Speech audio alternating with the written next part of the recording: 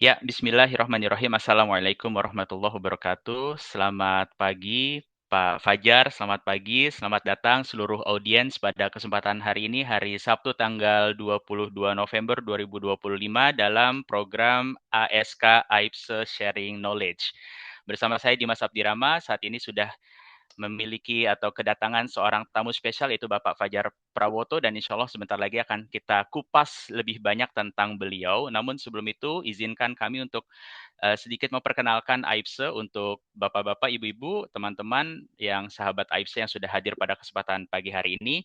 AIPSE merupakan organisasi yang singkatan dari Association of Indonesian Professionals for Science, Technology, and Enterprises, merupakan komunitas diaspora profesional Indonesia yang berada di Jerman yang aktif memfasilitasi kolaborasi dan transfer teknologi antara Indonesia dan Jerman khususnya di bidang ilmu pengetahuan, juga di bidang teknologi, juga di bidang pengembangan usaha. Dan AIPSE ini telah banyak mengadakan berbagai kegiatan edukasi dan pelatihan, termasuk di dalamnya adalah program ASK atau AIPSE Sharing Knowledge pada kesempatan pagi hari ini. Tujuannya adalah untuk memperkuat jaringan profesional sekaligus untuk memberikan kontribusi positif bagi pengembangan Indonesia serta hubungan bilateral antara Indonesia dan Jerman. Dan alhamdulillah AIPSE juga telah melakukan banyak kegiatan atau aktivitas atau program yang langsung bersinggungan dan berhubungan dengan organisasi atau bahkan dengan entitas institusi di Jerman. Dan juga selain itu AIPSE merupakan sebuah wadah bagi para diaspora Indonesia untuk saling mendukung, berjejaring, dan mengembangkan kompetensi profesional dalam bidang lingkungan dan juga bidang-bidang yang lain yang cukup multidisiplin. Dan nanti insya Allah kita akan banyak mengupas tentang bidang karir dan salah satu program dari bidang karir ini adalah kegiatan hari ini yaitu AIPSE Sharing Knowledge yang merupakan salah satu bidang dari bidangnya Dr. Masruri atau bidang edukasi. Saya sendiri Dimas, saya seorang senior manager di EY dan saat ini sebagai wakil ketua bidang edukasi di AIPSE bersama dengan Dr. Masruri. Sebelumnya juga saya ingin mengucapkan terima kasih kepada sponsor kita yaitu Bapak Dr. Rahmat Suryana sebagai ketua AIPSE dan juga Bapak Dr. Joharsyah Cipto Kusumo yang telah memfasilitasi kegiatan hari ini dan juga telah mendatangkan tamu spesial kita yaitu Bapak Fajar Prawoto. Mungkin sebelum kita mulai, kita akan sedikit membacakan profil singkat dari Bapak Fajar yang sudah saya coba cari dari berbagai sumber yang ada di internet. Jadi Pak Fajar Prawoto adalah seorang profesional di bidang keuangan dengan latar belakang yang sangat solid ya di industri manufaktur dan juga di multinational corporate. Beliau merupakan seorang Certified Public Accountant atau CPA serta Chartered Accountant atau CA dengan gelar MBA di bidang International Strategy and Corporate Development. Pengalaman dan keahlian beliau banyak sekali, sangat luas, mulai dari pengelolaan keuangan, juga strategi bisnis internasional, juga dengan pengembangan budaya organisasi lintas negara. Dan saat ini beliau menjabat sebagai Finance Director di Beaver Manufacturing GmbH yang berlokasi di Hannover, di Jerman, sebuah perusahaan yang bergerak di produksi dan juga distribusi produk tekstil teknis untuk aplikasi industri. Selain aktif dalam operasional dan pengembangan bisnis, beliau juga banyak terlibat dalam berbagai kolaborasi internasional dan juga komunitas profesional untuk mendorong inovasi dan juga pertumbuhan bisnis. Namun juga ada banyak hal yang menarik yang bisa kita kupas dari beliau karena Bapak Fajar ini bukan cuma orang keuangan saja karena perjalanan karirnya tuh penuh warna ya, penuh perubahan-perubahan gitu ya, masuk dari satu perusahaan pindah dengan perusahaan yang lain. Jadi sebelum menjadi finance director di Beaver Manufacturing, beliau sudah malang melintang di beberapa industri, mulai dari industri manufaktur, aerospace, juga sempat juga di consumer goods, dan pengalaman juga nggak main-main ya. Beliau pernah bekerja di kantor audit besar di Big Four sampai akhirnya memimpin strategi keuangan di beberapa perusahaan multinasional selama lebih dari 10 tahun. Dan yang bikin lebih menarik, perjalanan karir beliau menunjukkan bagaimana orang Indonesia juga bisa bersaing dan berkiprah di level global sambil tetap menjaga nilai dan value serta semangat keindonesiaannya. Ditambah lagi beliau tadi sudah saya sebutkan memiliki sertifikasi CPA, CA, juga gelar MBA yang membuat beliau benar-benar paham bagaimana cara memainkan peran penting di dunia bisnis ini gitu ya.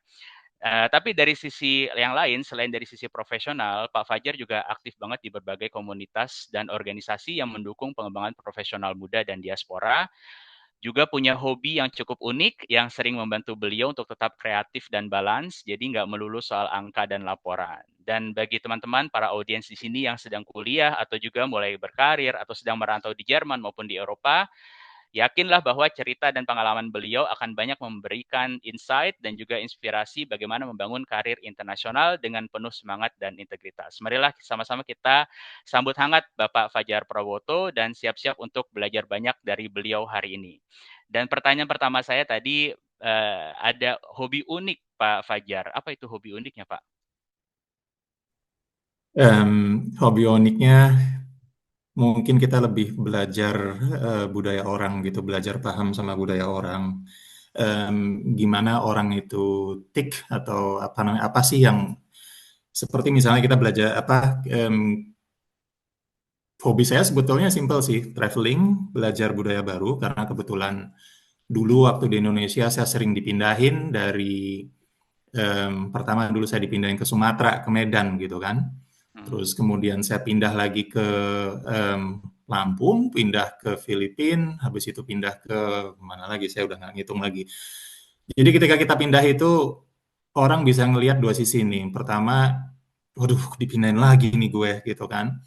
Terus pulang kampung jadi mahal nih kalau saya di Medan misalnya. Cuma kita juga bisa ngelihat, oh kalau saya di Medan saya bisa jalan-jalan ke Aceh, saya bisa jalan-jalan ke Padang, naik mobil, road trip, dan kita bisa ngerti banyak hal baru nih gitu. Jadi itu seperti dua sisi sih, tergantung kita ngelihatnya. Jadi daripada kita ngelihat dari sisi nggak enaknya nih ya, pasti itu di mana-mana akan ada. Coba kita lihat dari sisi apa yang bisa kita ambil dari situ. Karena dulu banget saya kan sering nonton Nat Geo tuh. Dia bilang, ya kalau kita nggak hilang di satu tempat, kita nggak akan belajar satu hal baru gitu.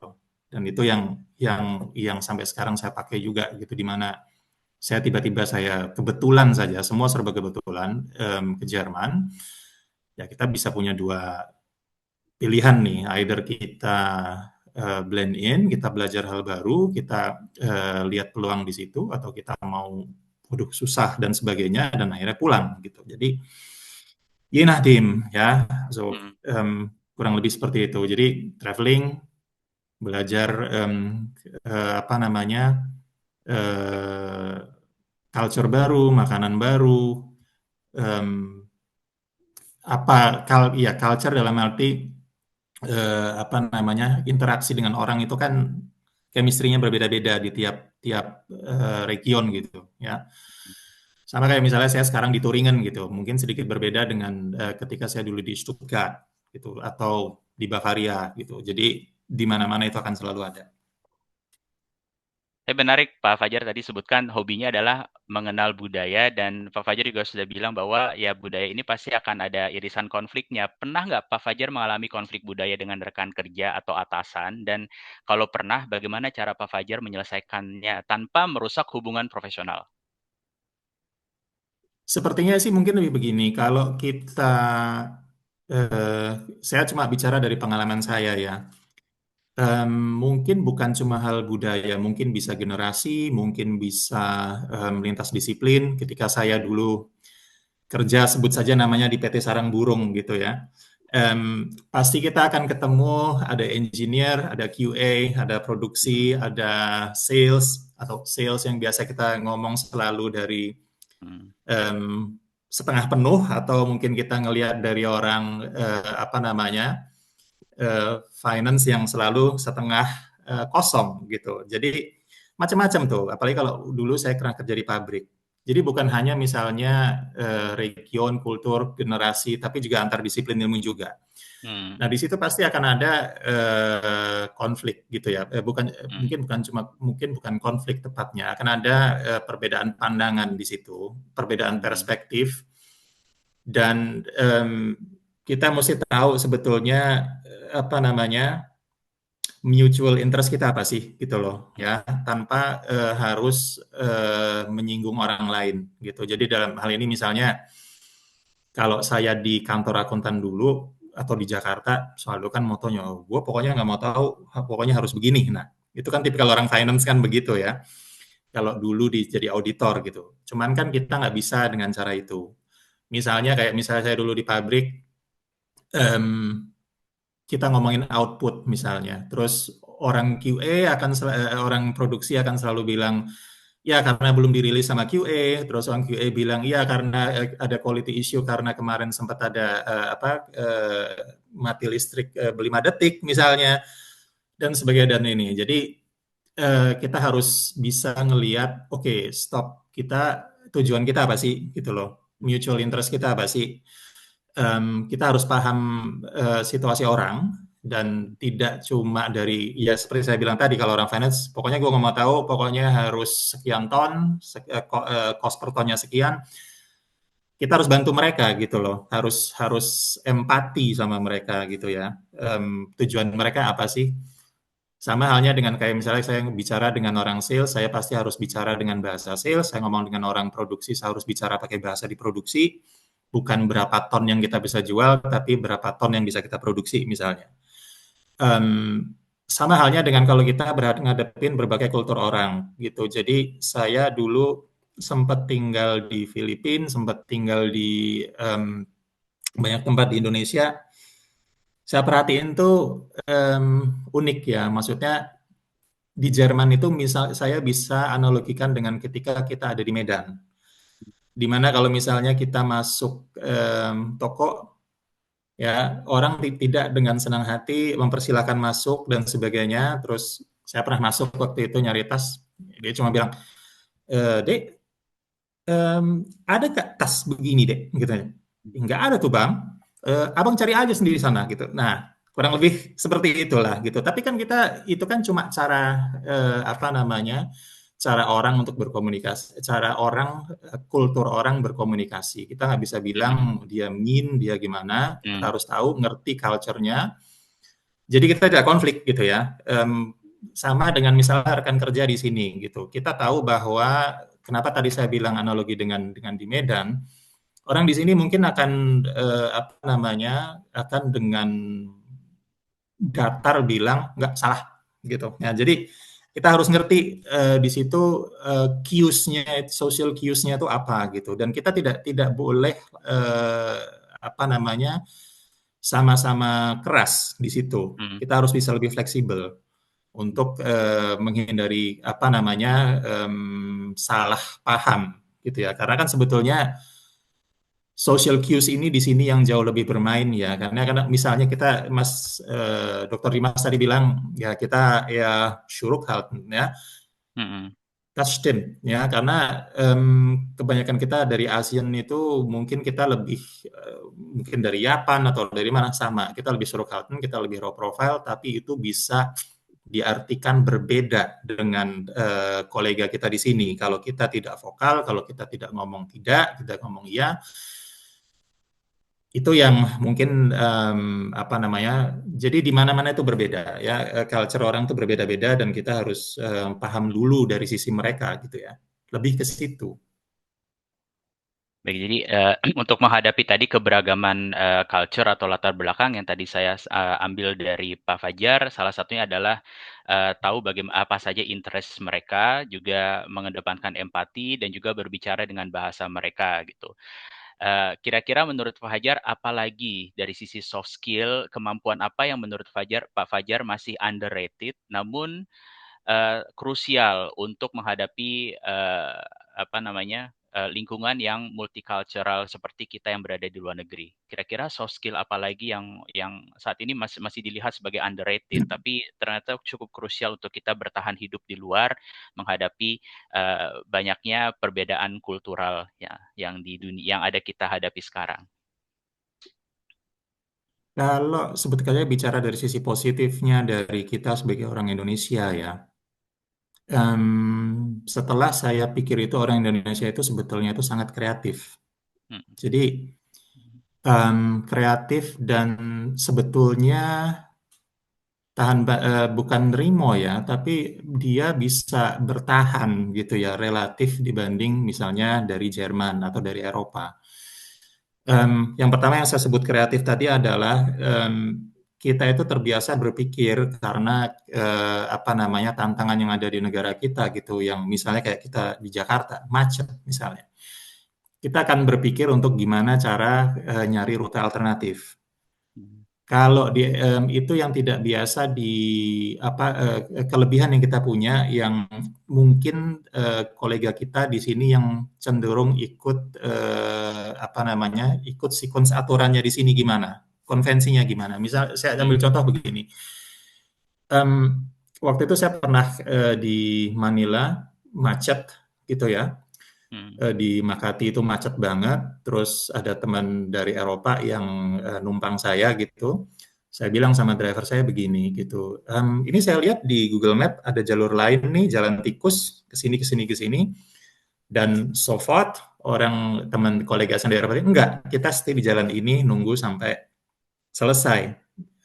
Kita bisa bayangin tuh itu kayak mungkin di Sudirman gitu kalau di Jakarta ya, macet, kita nggaknya jalan, nah, dia akan nunggu di situ. Nah, kelebihan Mas yang Dokter Dimas tadi bilang itu orang Indonesia itu akan berpikir begitu gitu, kreatif.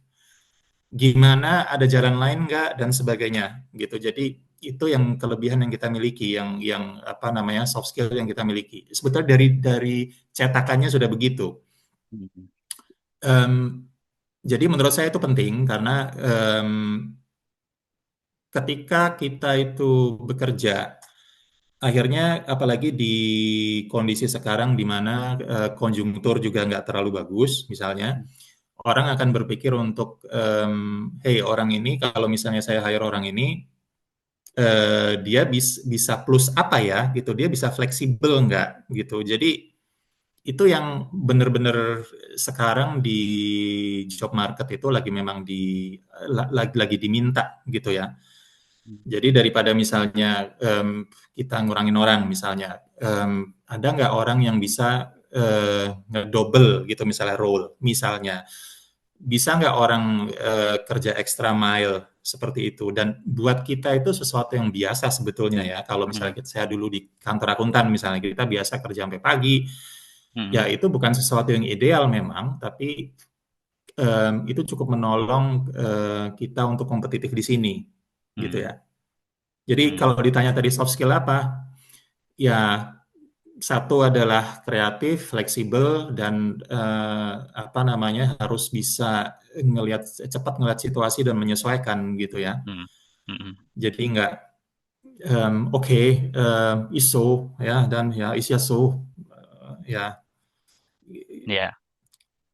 Jadi, audiens, bapak-bapak, ibu, teman-teman yang ada di sini nih, kita perlu, berbangga hati nih, kita sebagai orang Indonesia, kita punya punya, kefleksibelan itu gitu, dan memang saya lihat itu keunggulan kita ya, kita kreatif ya, terus kita juga fleksibel, kita juga agile. Tadi Pak Fajar menyampaikan kita juga harus siap untuk extra miles juga untuk punya skill-skill baru gitu ya, dan untuk orang Indonesia memang itu bukan hal yang, aneh gitu ya, itu udah hal yang biasa gitu ya, kita punya kemampuan di situ. Jadi kita bisa nih sebenarnya siap untuk apa, menjadi profesional, menjadi diaspora profesional yang juga, apa namanya, bisa bersaing dan juga, bisa sukses gitu ya, seperti Pak Fajar. Tapi Pak Fajar kalau boleh jujur, apa sih stereotip orang Indonesia gitu ya, atau apa stereotip tentang orang Indonesia di luar negeri yang menurut Pak Fajar itu perlu dilawan atau perlu diubah? Tadi saya sudah sempat singgung sih, yang Mhm. benar-benar offensively atau obvious banget itu ya, wir sind eher zurückhaltend. Mhm. Ya, itu kentara banget gitu. Jadi kita itu konflik shy, ya, kita tidak terbiasa apa namanya ada dalam situasi konflik gitu. Ya, hampir semua orang Asia pun begitu. Em, Mungkin itu yang benar-benar harus di apa namanya pelan-pelan itu dikikis, karena orang bisa punya perspektif berbeda kalau misalnya kita diam, Mmm. kita bilang ya, ya Mhm. kita istilahnya itu ya sager innen ya. Mhm. Jadi itu yang kayaknya yang ada di top of mind saya gitu ya. Jadi orang Mhm, harus berani bilang ya atau tidak gitu. Dan kalau ya kenapa, tidak kenapa. Kita misalnya kalau dalam profesi saya misalnya, atau saya 4 tahun terakhir kan saya ada di KMU, ada di small medium gitu ya, mhm, SME gitu mhm, ya istilahnya. mhm, Itu punya kultur yang berbeda jauh dengan kultur korporat gitu misalnya mhm, ya, yang semua serba rapi, semua orang udah jelas pekerjaannya. Kalau dia di KMU itu kita harus apa namanya, harus pace-nya itu lebih cepat gitu ya. mhm, Dan orang nggak bisa hesitate untuk bilang ya atau tidak gitu, dan harus manage ekspektasi orang, dan harus mhm, kalaupun iya ya harus komit, dan harus kita harus tahu bahwa memang kejar gitu ya. Kalau enggak kita harus bilang enggak ya. iya, Dan jangan diam gitu kalau di meeting. Jadi itu yang pertama harus dirawan ya. Surukhaltennya tadi yang apa namanya, em, ya itu yang pertama. Yang kedua, ya mungkin em, kita harus lebih apa namanya, kelihatan bahwa kita tahu apa yang sedang kita bicarakan gitu ya dengan kolega kita. Karena di satu sisi ada stereotip di mana Friedlander, nah, negara mhm, ketiga. Jadi itu benar gitu, dan itu tidak salah gitu, karena eh, menschlich juga. Saya bayangkan aja kalau misalnya saya ada di Jakarta atau kita ada di Jakarta, tiba-tiba ada orang dari negara lain, dari negara kita nggak tahu, terus tiba-tiba duduk di satu posisi, kita kan pasti akan berpikir yang sama. Kenapa sih harus ngambil orang dari luar gitu? Itu menschlich gitu, itu human gitu. Jadi em, karena sudah berangkat dengan stereotipe itu mungkin, dan mereka tidak tahu bahwa Asia sekarang juga sudah maju, mhm, mereka akan punya stereotip itu dulu. Kecuali kalau kita tunjukin bahwa kita punya kompetensi ini, kita punya apa namanya, capability ini, dan kita bisa nyumbang ide, baru mereka akan oh oke, okay, nicht schlecht mhm, ya. mhm, Jadi itu yang harus digaman dulu. Jadi soal managing perspektif orang terhadap mungkin bukan cuma orang Indonesia ya, Asia terutama. mhm, Jadi konflik Shoy, terus Zurückhalten, kurang lebih itu yang benar, itu dua yang ada di top of mind saya gitu, dan mungkin kita nggak bisa diem sih gitu. Mungkin bukan mhm, cuma di Jerman saja, kalau kita di Jakarta pun dulu begitu. Saya dari Jogja by the way, mhm, yang ketika saya datang di Jakarta pun juga itu berbeda gitu ya. Jadi kurang lebih seperti itu. mhm. Dan ini menarik Pak Fajar, tadi Pak Fajar bilang konflik Shoy, juga Zurückhalten, dan yang ketiga adalah, image ya atau perspektif orang melihat kita sebagai negara atau sebagai warga yang datang dari Drittländer gitu, dan mungkin para audiens di sini juga banyak mengalami pengalaman-pengalaman serupa gitu ya, dan di dalam apa namanya kehidupan profesionalnya sehari-hari kita pengen mungkin belajar dari pengalamannya Pak Fajar gitu ya. Pernah nggak Pak Fajar mengalami perlakuan yang berbeda karena mendapatkan atau karena latar belakang Indonesia, dan bagaimana cara Pak Fajar menanggapinya?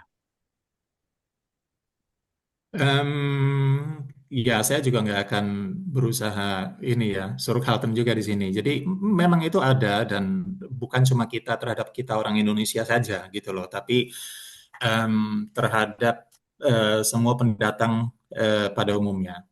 Mhm, Jadi kalau di Indonesia itu kita dulu ngelihat expat, itu kan kalau kita sebagai orang Indonesia atau mungkin Vietnam yang saya lihat gitu ya, orang Vietnam misalnya, kita tuh pengen cepat belajar nih. Oh, dia bisa apa nih? Dia bisa A, bisa B, saya mau belajar nih dia bisa apa.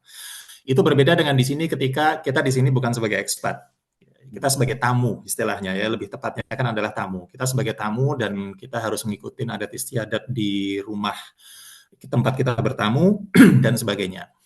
Nah, yang kita alami adalah karena kita itu adalah tamu ya, jadi kita di-expect untuk ikut adat istiadat di rumah tempat kita bertamu gitu ya. Jadi saya lebih melihatnya seperti itu, bukan karena oh saya dibedain, saya enggak. Saya lebih melihatnya adalah saya ini tamu di sini gitu ya. Saya tamu, dan saya harus ngikutin adat istiadat di rumah tempat saya bertamu, lebih ke situ. Jadi kalau si tuan rumah misalnya apa namanya belum mau menerima kita, cuma mau menerima kita di apa namanya di pekarangan, di pintu, belum mau menerima kita di ruang tamu misalnya. Saya kasih analogi ini saja ya. Mhm, Itu bukan berarti bahwa si tuan rumah itu membedakan kita gitu. Dia belum yakin dengan kita, ya. Nah, analoginya sih seperti itu. Jadi let's and live kita nggak usah bilang, mereka itu diskriminasi. Enggak sih, enggak sejelek itu juga. Mereka cuma belum yakin dengan kita, gitu. Nah, sekarang kalau misalnya kita bertamu, kita diterima di pagar depan rumah, atau kita diterima di teras, atau kita di ruang tamu, itu tergantung dengan kita berbahasa dengan si tuan rumah, gitu. mhm, Jadi bahasa itu faktor key sebetulnya, mhm, ya.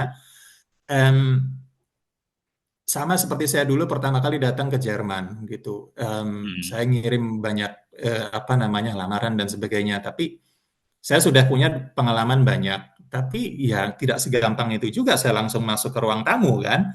mhm, Diterima dulu di teras dulu gitu. Dan akhirnya baru masuk ke ruang tamu dan baru boleh masuk ke ruang keluarga misalnya. Jadi mhm, ada sequence di mana kita harus lalui, di mana kalau kita bertamu di tempat orang, ya kita harus mau ada di teras dulu, di ruang tamu, habis itu baru kita mungkin bisa ikut berbicara Augenhöhe di ruang keluarga, gitu ya. Itu prosesnya, bukan saya lebih ngelihat bukan karena mereka apa namanya diskriminasi kita, karena mhm, mereka belum yakin dengan kita. Apa yang membuat mereka belum yakin dengan kita? Pertama, mereka nggak tahu apa kita dari negara yang bermasalah. Mereka mana tahu Indonesia. Mereka cuma lihat, oh banyak ini orang yang berbeda. Kalau orang yang berbeda itu apakah dia dari Indo atau apakah dari apa namanya negara di Australia atau dari Amerika? Nah, itu bedanya. Orang mhm, Amerika akan dianggap sama dengan kita juga, sama-sama jadi tamu. Jadi mhm, tidak cuma kita aja yang mengalami, orang Amerika mengalami hal yang sama, orang Inggris pun akan mengalami hal yang sama.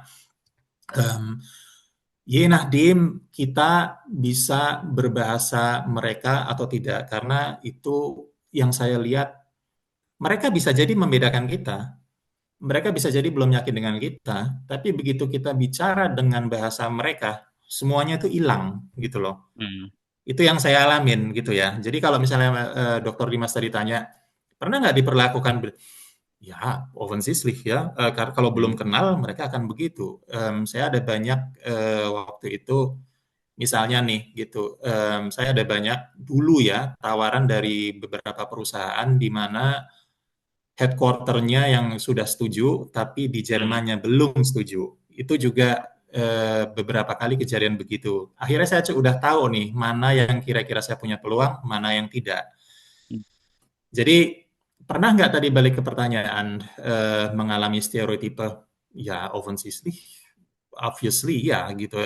Dan tapi bukan kita lalu seperti tadi, oh mhm, iso gitu. mhm, Kita harus cari jalan lain gitu ya untuk berbahasa lebih baik, untuk dapat kesempatan berbicara dengan mereka.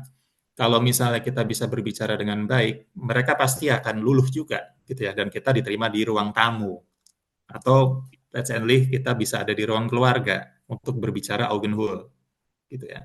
Sama sorry buat sama ini buat yang dari Indonesia sama sejajar gitu ya. mhm. Saya Em, ngambil dua poin menarik dari Pak Fajar tadi.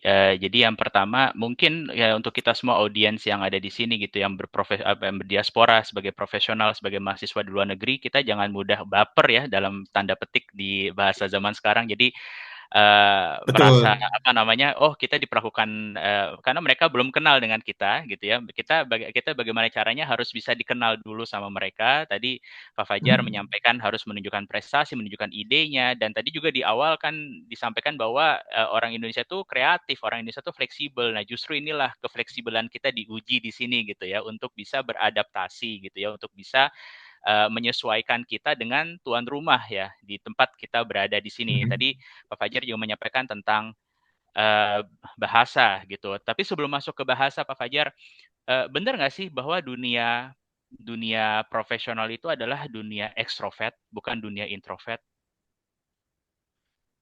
Em, Ich kann Jein sagen, ya, yes and no. Jadi kalau misalnya dunia profesional dibilang dunia ekstrovert, ya tidak semuanya begitu. Jadi dalam hal begini, kalau misalnya kita ada di mungkin bukan kantor aku, tergantung tergantung juga di mana ya. Kalau misalnya kita ada di konsultan, mau nggak mau kita juga harus apa namanya sedikit lebih introvert juga gitu. Oh, nggak mau dengerin orang, cuma kerja sendiri. Misalnya saya dulu sebagai auditor mungkin begitu. Pokoknya mau saya ya seperti itu tadi. Pokoknya gue nggak mau tahu, pokoknya harus begini, aturannya begini, gue nggak mau tahu, pokoknya begini. Nah, tapi ketika saya berpindah ke dari atau ke misalnya waktu itu. Nah, di situ yang lebih kedepankan adalah harmoni gitu ya. Jadi bukan apa namanya gue bener lu salah atau lu bener gue salah, tapi yang dikedepankan adalah harmoni kita bekerja gitu ya. Jadi nggak bisa kita ngomong apa namanya let's and live bener-bener blunt begitu itu nggak bisa gitu. Jadi harus ngelihat mutualnya gimana. Nah, terus kalau dibilang extrovert atau introvert, em, dulu saya sebetulnya waktu SMA banyak yang bilang saya introvert sebetulnya ya. Tapi setelah saya kerja dan terus saya pindah ke Jakarta, mungkin lama-lama karena pengaruh teman-teman gitu, em, dan pengaruh orang-orang di sekitar saya, akhirnya mau nggak mau saya harus banyak bicara dengan orang, harus apa namanya fine tuning gitu. Jadi kalau misalnya dibilang tadi introvert tuh kadang perlu ketika kita memprotek waktu kita di dunia profesional ya, tapi ketika kita juga harus juga banyak berinteraksi dengan orang atau ekstrovert untuk memastikan bahwa ide kita itu sampai gitu ya. Jadi nggak bisa kita diem aja seperti tadi. Jadi sebetulnya makanya saya jawab yain gitu, ya unain. Jadi dunia profesional itu ya di satu sisi kita harus introvert, memprotek waktu kita, memanage ekspektasi orang, karena nature orang itu akan selalu apa namanya mau semuanya gitu ya, dan kita tidak bisa mengerjakan semuanya. Kita harus punya prioritas. Um, jadi disitulah kita harus memanage ekspektasi orang, kita harus apa namanya memprotek waktu dan kita harus fokus introvert. Di satu sisi kita juga harus apa namanya mengkomunikasikan pekerjaan kita. Itu penting ya, karena kalau kita misalnya di dunia profesional kita itu cuma oke teorinya begini, bagus begini, mungkin nggak akan bagus juga buat karir kita gitu ya. Saya ambil contoh pengalaman saya dulu waktu saya datang ke Jakarta tahun 2000 gitu ya. Jadi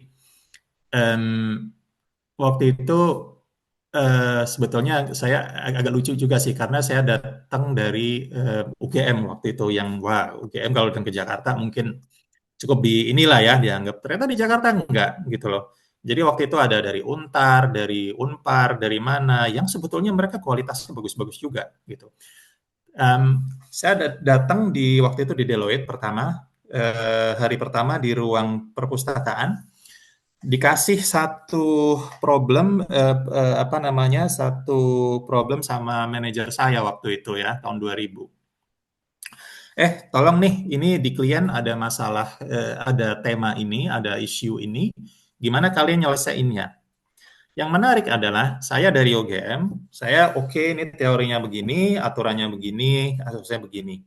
Dan itu saya research dulu segala macam yang perlu waktu kurang lebih beberapa jam gitu. Teman saya dari Untar enggak, yang ditanya apa tahu enggak? Wallpaper tahun lalu gimana? Jadi dia enggak ngelihat belajar dari sisi teori cara ngerjain tahun lalu gimana? Oh begini, ya udah begini, 5 menit. Jadi itu waktu itu kalau misalnya kita dibilang introvert, oh saya mau dengan framework saya begini, sequence-nya begini, ujung-ujungnya teman saya yang dari kolega saya yang dari Untar dia dengan 5 menit dia udah dapat solusinya gitu loh. Cuma dengan nanya tahun lalu ngerjainnya gimana. dan nyari work paper tahun lalu gimana. Jadi um, kalau di dunia profesional itu introvert extrovert mungkin bias ya. Hmm. Tapi dalam konteks introvert ketika kita memprotek waktu kita dan fokus dengan apa namanya apa yang kita sudah komit, dan ekstrovert dalam arti kita harus bisa mengkomunikasikan apa eh, pekerjaan kita karena harus ada komunikasi. Kalau enggak ya life is so gitu, orang tidak akan recognize kita. Kalau di luar dari konteks pekerjaan, Pak Fajar, perlu nggak sih kita sebagai diaspora Indonesia itu juga ekstrovert dalam kehidupan atau introvert atau ekstrovert dalam kehidupan privat, tapi di luar dari pekerjaan, misalkan ketika jam makan siang, perlu nggak sih kita ikut dengan teman-teman kita untuk makan siang atau ya udah kita karena kita introvert katakanlah kita makan siang sendiri atau ketika diundang ulang tahun atau ketika diundang tim event. Kalau pandangan Pak Fajar yang juga sekarang juga sudah sebagai seorang Führungskraft itu melihat pandangannya tuh ke apa namanya ke Mitarbeiter Pak Fajar tuh seperti apa? Apa sih yang diinginkan sebenarnya dari Führungskraft terhadap apa Mitarbeiter, terutama dari hal-hal yang di luar dari sisi profesional. Jadi ada hal-hal Hmm. privat tapi juga setengah privat, setengah profesional tadi gitu yang hubungan dengan antar kolega dan lain-lain. Kalau menurut Pak Fajar bagaimana?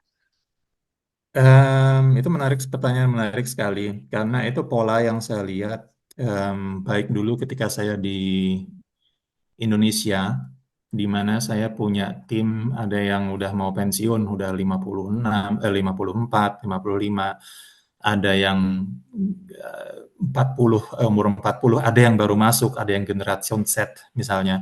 Jadi lintas generasi. Dan saya lihat juga sekarang di tempat kerja selama ini, di mana saya punya tim yang ada yang memang udah mau rente, ada yang masih muda sekali dan sebagainya. Nah, em, ngobrol itu penting gitu ya, karena kerja itu soal komunikasi. Kalau menurut saya, jadi bukan cuma kerja selesai, tapi juga komunikasi, komunikasi ekspektasi kita dan tukar pikiran apa ekspektasi dari mereka ke kita. Jadi itu apa namanya dua arah ya. Dan makan siang itu penting karena em, itu apa namanya itu seperti melumasi apa namanya menghilangkan semua gap yang ada gitu. Orang jadi lebih jujur, orang jadi lebih lepas untuk ngobrol dan sebagainya dan seterusnya. Em, jadi kalau misalnya di tempat kerja saya bisa sarankan makan siang aja bareng karena itu adalah satu gelegenheit buat kita untuk bicara lebih lepas gitu ya. Dan buat mereka bicara lepas ke kita gitu. Jadi di situ nanti misalnya akan muncul, eh kenapa sih misalnya di situ yang lucunya akan muncul, di negara kamu tuh begini ya, di negara Bapak tuh begini-begini. Nah, kita di situ bisa terangin. Itu kan tidak akan muncul kalau kita kerja, karena orang di sini kerja ya kerja gitu loh. Nggak pernah itu nelfon keluarga, nggak pernah itu ngomongin hal lain. Ya yang diomongin cuma kerja gitu. Kalau di sini kan begitu. Nah, kalau di Indonesia mungkin sedikit lebih bisa diselipin gitu ya. Di sini nggak. Nah, makan siang bareng tuh jadi satu apa namanya, satu kesempatan untuk apa namanya, ngilangin barrier-barrier ini gitu loh, apa kesalahpahaman soal ini. Menurut saya itu penting. Mau itu orang introvert atau ekstrovert, tapi ngobrol itu penting gitu ya. Saya ambil contoh juga dulu waktu di Indo gitu. Jadi dulu itu kan ketika saya waktu itu ada di pabrik, kita kan punya apa namanya ruangan sendiri gitu di pojok di mana sebagainya. Akhirnya saya waktu itu iseng aja gitu. Oke, saya waktu itu kalau gitu gimana kalau saya duduk di tengah kalian misalnya, bukan di cubicle lagi, di cubicle bukan di ruangan tapi di cubicle. Ruangan saya akhirnya dipakai buat ruang meeting gitu kan. Kalau kita meeting yang lebih sensitif. Akhirnya mereka lepas tuh semua ngomong, Mas Fajar gimana sih ini gua ada problem ini loh gini-gini. Oh gitu. Kita datang, nyamperin, bantu, nunjukin arahnya, lebih lancar gitu ya komunikasinya. dan akhirnya sering makan di meja bareng dan sebagainya. Jadi hal-hal seperti ini yang mungkin apa namanya akan membantu kita di pekerjaan kita karena komunikasi lebih lancar, ekspektasinya jelas. Kalau misalnya nggak masuk, orang juga tahu kenapa dan orang tidak salah paham, gitu ya. Ya, ya. Ya, walaupun saya sudah lihat sih ada Mas Dr. Johar sudah mengangkat tangan dan sudah disampaikan oleh panitia. Ada yang mau ini, ada yang mau bertanya. Tunggu dulu, host Oh, boleh, boleh. mempersilahkan dulu. Masih ada beberapa pertanyaan dulu. Jadi nggak apa-apa. Eh, Mas Johar boleh tetap mengangkat tangannya gitu ya. Tapi nanti akan ada waktunya. Terima kasih juga untuk host yang sudah mengingatkan. Satu pertanyaan sebelum masuk ke pertanyaan dari Mas Johar. Pak Fajar tadi menyampaikan tentang bahasa gitu dan tadi kan sudah Pak Fajar sampaikan mau dia ekstrovert atau introvert ya apa namanya ngobrol itu penting gitu. Nah, kira-kira di sini karena kan ada juga banyak diaspora Indonesia yang mungkin datang ke Jerman, kuliah dalam bahasa Inggris dan bekerja di dunia atau di sebuah konsep atau perusahaan yang internasional juga, yang pada akhirnya yang bahasa yang digunakan adalah bahasa Inggris gitu.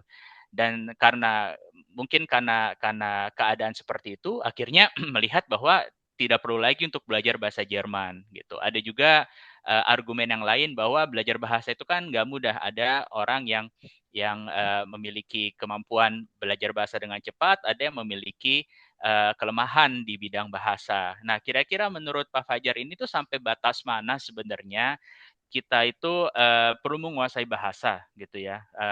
Apakah memang harus sampai bisa berbahasa secara profesional dengan ketepatan gramatika, dengan ketepatan pemilihan kata, atau cukup dalam sampai pada tahap conversational saja? Dan bagaimana cara efektif, cara ampuh gitu untuk karena saya banyak juga ya melihat banyak profesional Indonesia itu lebih nyaman dengan keadaannya sekarang karena tadi sudah berkuliah dengan bahasa Inggris, sudah bekerja juga dengan bahasa Inggris sehingga mereka enggan untuk memakai bahasa Jerman gitu. Apakah Pak Fajar melihat ada yang salah sebenarnya dari sistem pendidikan di Indonesia atau mungkin dari budaya Indonesia sehingga kita tuh enggan untuk berbicara bahasa asing gitu. Menurut Pak Fajar itu seperti apa? Ini mungkin yang saya amati selama ini dari sejak saya di Jakarta, saya kerja di beberapa tempat, dan saya lihat teman-teman saya yang sesama dari Asia juga dulu disebut saja namanya PT Sarang Burung. Em, Sebetulnya itu adalah ini kalau saya dulu di SMA gitu ya. Dulu itu kan trennya kan adalah selalu oh pokoknya itu harus masuk A1. Zaman dulu tuh IPA itu A1 namanya, A1 atau 2 gitu. Saya dulu A1 gitu ya. Pokoknya itu kalau nggak masuk teknik apa namanya itu udah ini deh. Nah, akhirnya kita tidak cukup kenal untuk belajar bahasa gitu. Saya masih ingat dulu kalau saya SMA, kalau saya ngelihat anak-anak yang ada di A3 dulu, anak SOS gitu ya. Itu kalau ingat nggak dulu, zaman dulu tuh ada yang namanya cerita lupus itu dulu kan, yang novel itu kan. Kan ada si Gusur yang dari A3 itu yang selalu dihina-hina gitu. Jadi ya kalau Dokter Dimas tadi bilang, adakah yang salah dengan ini kita? Em, Yain, dalam arti karena kita sudah terlanjur menganggap itu tidak prio gitu ya, tidak penting gitu ya. Saya cuma bicara sebagai saya dulu waktu SMA. Saya nggak ngelihat em, bahasa Jerman atau bahasa Perancis itu keren gitu ya. Mungkin kata itu dulu ya, keren gitu. Berbeda dengan sekarang misalnya orang ya misalnya saya dulu karena saya pengen anak saya ini saya lesin lah itu di IVI di Jakarta di Prancis saya lesin lah itu di Goethe dulu kan sebelum saya sempat berpikir even ke sini gitu loh karena kalau misalnya kita bisa menguasai bahasa lain itu akan ngebuka pintu kita ke apa banyak kesempatan baru gitu loh. Kebetulan saya ada saudara dulu yang dia itu bisa beberapa macam bahasa gitu ya. Dia itu dulu dari sisi pendidikan dia lulus dari IAIN gitu ya. Em, Terus saya waktu itu cuma terpikir, eh, oh Mas ini sebut saja namanya Mas X ini dia bisa jadi kerja di atase di entah itu di Saudi waktu itu terus pindah lagi entah kemana gitu. Sebetulnya kalau dari sisi pendidikan, ya biarpun dia dokter juga, tapi dia lulus dari sekolah agama waktu itu. Tapi kenapa dia bisa? Karena dia bisa berbahasa lain, dan dia bisa 5 bahasa, gitu. Dari situ saya berpikir, oke, kalau misalnya begitu, ternyata bahasa itu penting ya, gitu. Itu yang perspektif itu yang kita tidak punya bahwa dengan kita menguasai banyak bahasa lain itu membuka peluang kita, gitu. Misalnya kayak gini, saya waktu itu sempat apa namanya, sempat tertarik dengan satu perusahaan yang ada di Prancis misalnya, tapi saya nggak bisa berbahasa Prancis, saya nggak bisa nggak punya kesempatan dong berarti, ya kan? Nah, terus ada waktu itu banyak peluang di Luxembourg misalnya, tapi mesti bisa Jerman dan Prancis. Yang akhirnya saya sekarang, waduh, kalau gitu saya mesti belajar bahasa Prancis juga ya. Akhirnya saya belajar sendiri bahasa Prancis, gitu. Jadi eh, kalau tadi Dokter Dimas tanya, ada yang salah nggak dengan sistem kita? Ya, Sean, karena kita tidak melihat bahasa itu prio gitu loh. Karena kita belum ngerti aja, itu membuka peluang kita ke pintu lain. Itu yang kita nggak karena belum kenal dan belum tahu dan tidak terekspos. Kenapa? Karena dari zaman orang tua kita dulu adalah ya matematika, IPA, und so weiter und so fort. Hmm, Ya. Jadi dari situ kitanya yang harus aware dulu, hey itu penting gitu loh. hmm. Jadi standar apa namanya tadi ya intelektual itu lebih ke arah ilmu-ilmu alam gitu, sementara ilmu yang lain itu dianggap Nah, sebagai ilmu ya, sampingan gitu ya. ya saya ambil contoh di generasi orang tua kita dulu, misalnya Hmm, orang yang bisa berbahasa Belanda dulu ya, yang hmm, sekolahnya di Mulo atau apa itu, pasti dia orang Belanda itu ngelihat sudah Anders niveau ya, apa hmm, namanya levelnya udah beda gitu loh. hmm, Jadi begitu dan saya dulu cuma inspired waktu saya sempat masuk di tim apa namanya ya waktu itu ya. Ada orang berbahasa Jerman, ada orang berbahasa Perancis, itu saya cuma nonton aja. Keren juga ya kayaknya gitu kalau bisa gitu. Jadi lebih ke situ hmm, ya. Kalau orang berasa itu keren, kalau generasi sekarang ya, bukan nggak perlu tapi keren, baru mungkin kita aware gitu loh. hmm. Oke, baik. Ya, saya ingin memberikan kesempatan sekarang ke pertanyaan dari audiens. Tadi sudah ada Mas Dr. Johar, ya Mas Dr. Johar Syahsyipto Kusuma ini salah satu sponsor dari kegiatan Ask kita hari ini. Silakan, Mas Johar. Ya, selamat pagi. Assalamualaikum, Pak Fajar, Dr. Dimas. Waalaikumsalam Mas Johar. Ini saya bukan sponsor ya, saya cuma mengusulkan dan alhamdulillah terfasilitasi. Jadi terima kasih buat Pak Fajar, Dr. Dimas untuk ininya, untuk sharingnya. Ini saya ada beberapa pertanyaan nih, Pak Fajar, yang mewakili berbagai kalangan kali ya. Erstmal, wie geht's Ihnen? Oder wie geht's euch? Untuk informasi sedikit, saya pernah ditelepon sama Pak Fajar tuh dalam bahasa Jerman nih, saya pikir ini siapa gitu ya. Saya Luar ngerjain saya biasa ngaku ya, dari komisaris luar besar biasa. Hangover. Luar biasa, luar biasa. Iya, iya. Ini saya ada berbagai pertanyaan nih Pak Fajar, saya izin untuk mewakili berbagai kalangan di sini. Mudah-mudahan memperkaya, saya juga pengen belajar ya Pak Fajar. Iya. Waduh, kebalik nih. Izin, Saya harus belajar dari Mas Johar nih. enggak, saya benar-benar soalnya memang, aduh ini kesempatan, jadi siapa tahu bisa menjadi inspirasi juga, memotivasi baik saya maupun yang lain gitu ya. Yang pertama, ketika, ini untuk student nih Pak Fajar. Eh, saya tuh bertanya-tanya, apa yang membuat Pak Fajar itu ketika sudah ada di sebuah posisi yang oke gitu ya? Karena posisinya kan nggak main-main di Indonesia waktu itu ya. Apa yang membuat Pak Fajar itu memutuskan oke, resign deh, terus kemudian pindah deh ke Jerman gitu.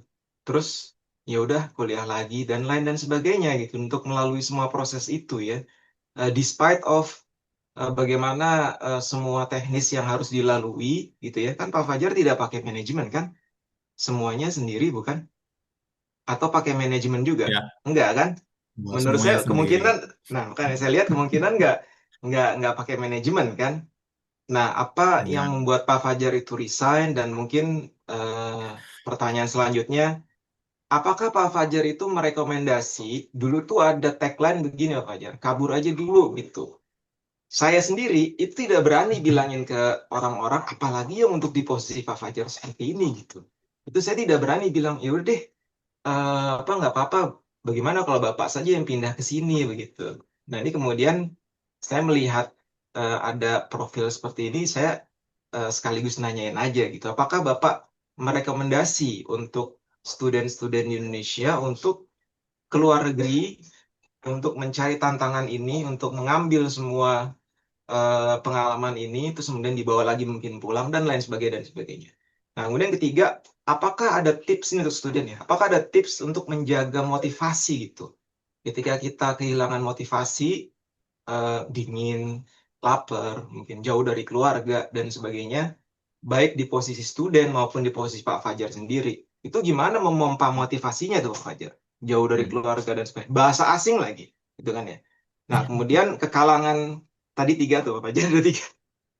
Terus kemudian lanjut nih ke seorang pelamar kerja Pak Fajar. Siapa tahu saya akan melamar lagi kerja atau mungkin student nanti akan melamar kerja lagi. Gimana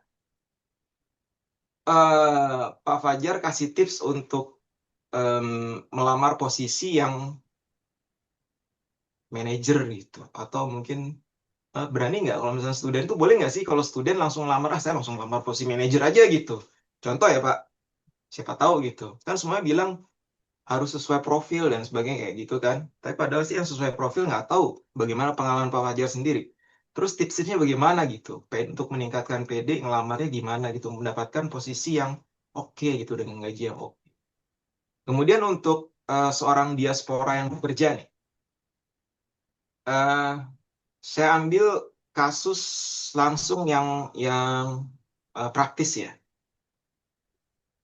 Misalnya kita dalam 2 tahun, 3 tahun, kita ingin Mhm. untuk mendapatkan gaji tertentu, posisi tertentu dengan gaji sekian, yang mungkin contohnya dapat mobil dinas yang kita bisa pakai sendiri gitu, untuk keluarga dan boleh dipakai untuk private, boleh kan? Boleh-boleh aja gitu. Kita nggak Mhm. korupsi, tapi ada Mhm. posisi yang memungkinkan itu. Kita pengen punya mobil yang baik untuk keluarga, dan itu dimungkinkan untuk dipakai private untuk keluarga juga. Gitu. Bagaimana tipsnya mempersiapkan itu untuk secara sopan bilang ke atasan ya Mhm. dalam Mitarbeitergespräch kita itu bagaimana strateginya untuk Portailnya. bilang iya gimana gimana mempersiapkan diri memberanikan diri langkah-langkahnya bilang sama Pak Bos, bos gimana nih bos ya, enaknya bagaimana nih gitu. Nah gitu loh. Bagaimana sih caranya ngomongnya gitu bahasa bahasa Jerman lagi. Kalau Pak Fajar gimana ngomongnya bahasa Inggris atau bahasa Jerman? Gitu ya. Oke, terus kemudian satu lagi Pak Iya, Fajar ya. sebagai aktivis organisasi ini dan juga mungkin Pak Fajar sendiri juga kepaksa sekarang sudah ada dalam posisi yang harus memutuskan ya. Mungkin tanda tangannya Pak Fajar saya nggak tahu berapa berapa nilainya itu. Em, Ketika ada keputusan yang mengharuskan Pak Fajar untuk tanda tangan yang eh, besar lah gitu ya. Terus bagaimana rumusnya Pak Fajar untuk mengambil keputusan itu gitu? Di tengah teman-teman orang Jerman, ada bagian produksi, sales, dan sebagainya. Apakah ada gut feeling? Terus kemudian Mhm. apakah ada step-step yang apa namanya istilahnya kalau dalam bahasanya aktivis gitu fikihnya gitu ya Pak. Langkah-langkahnya itu bagaimana gitu, ya kan? Untuk mengambil oke, ini keputusan yang bulat yang bisa saya tanda tangani gitu. Lebih tepatnya sih saya pengen tahu juga Pak Fajar nih tipenya tipe yang lone warrior atau misalnya mit Durchsetzungskraft, kita hajar sendiri yang penting cepat, atau Saya Bapak tipenya seorang antagonis, Mas. antagonis ya, antagonis sepertinya. Antagonis Pak Fajar.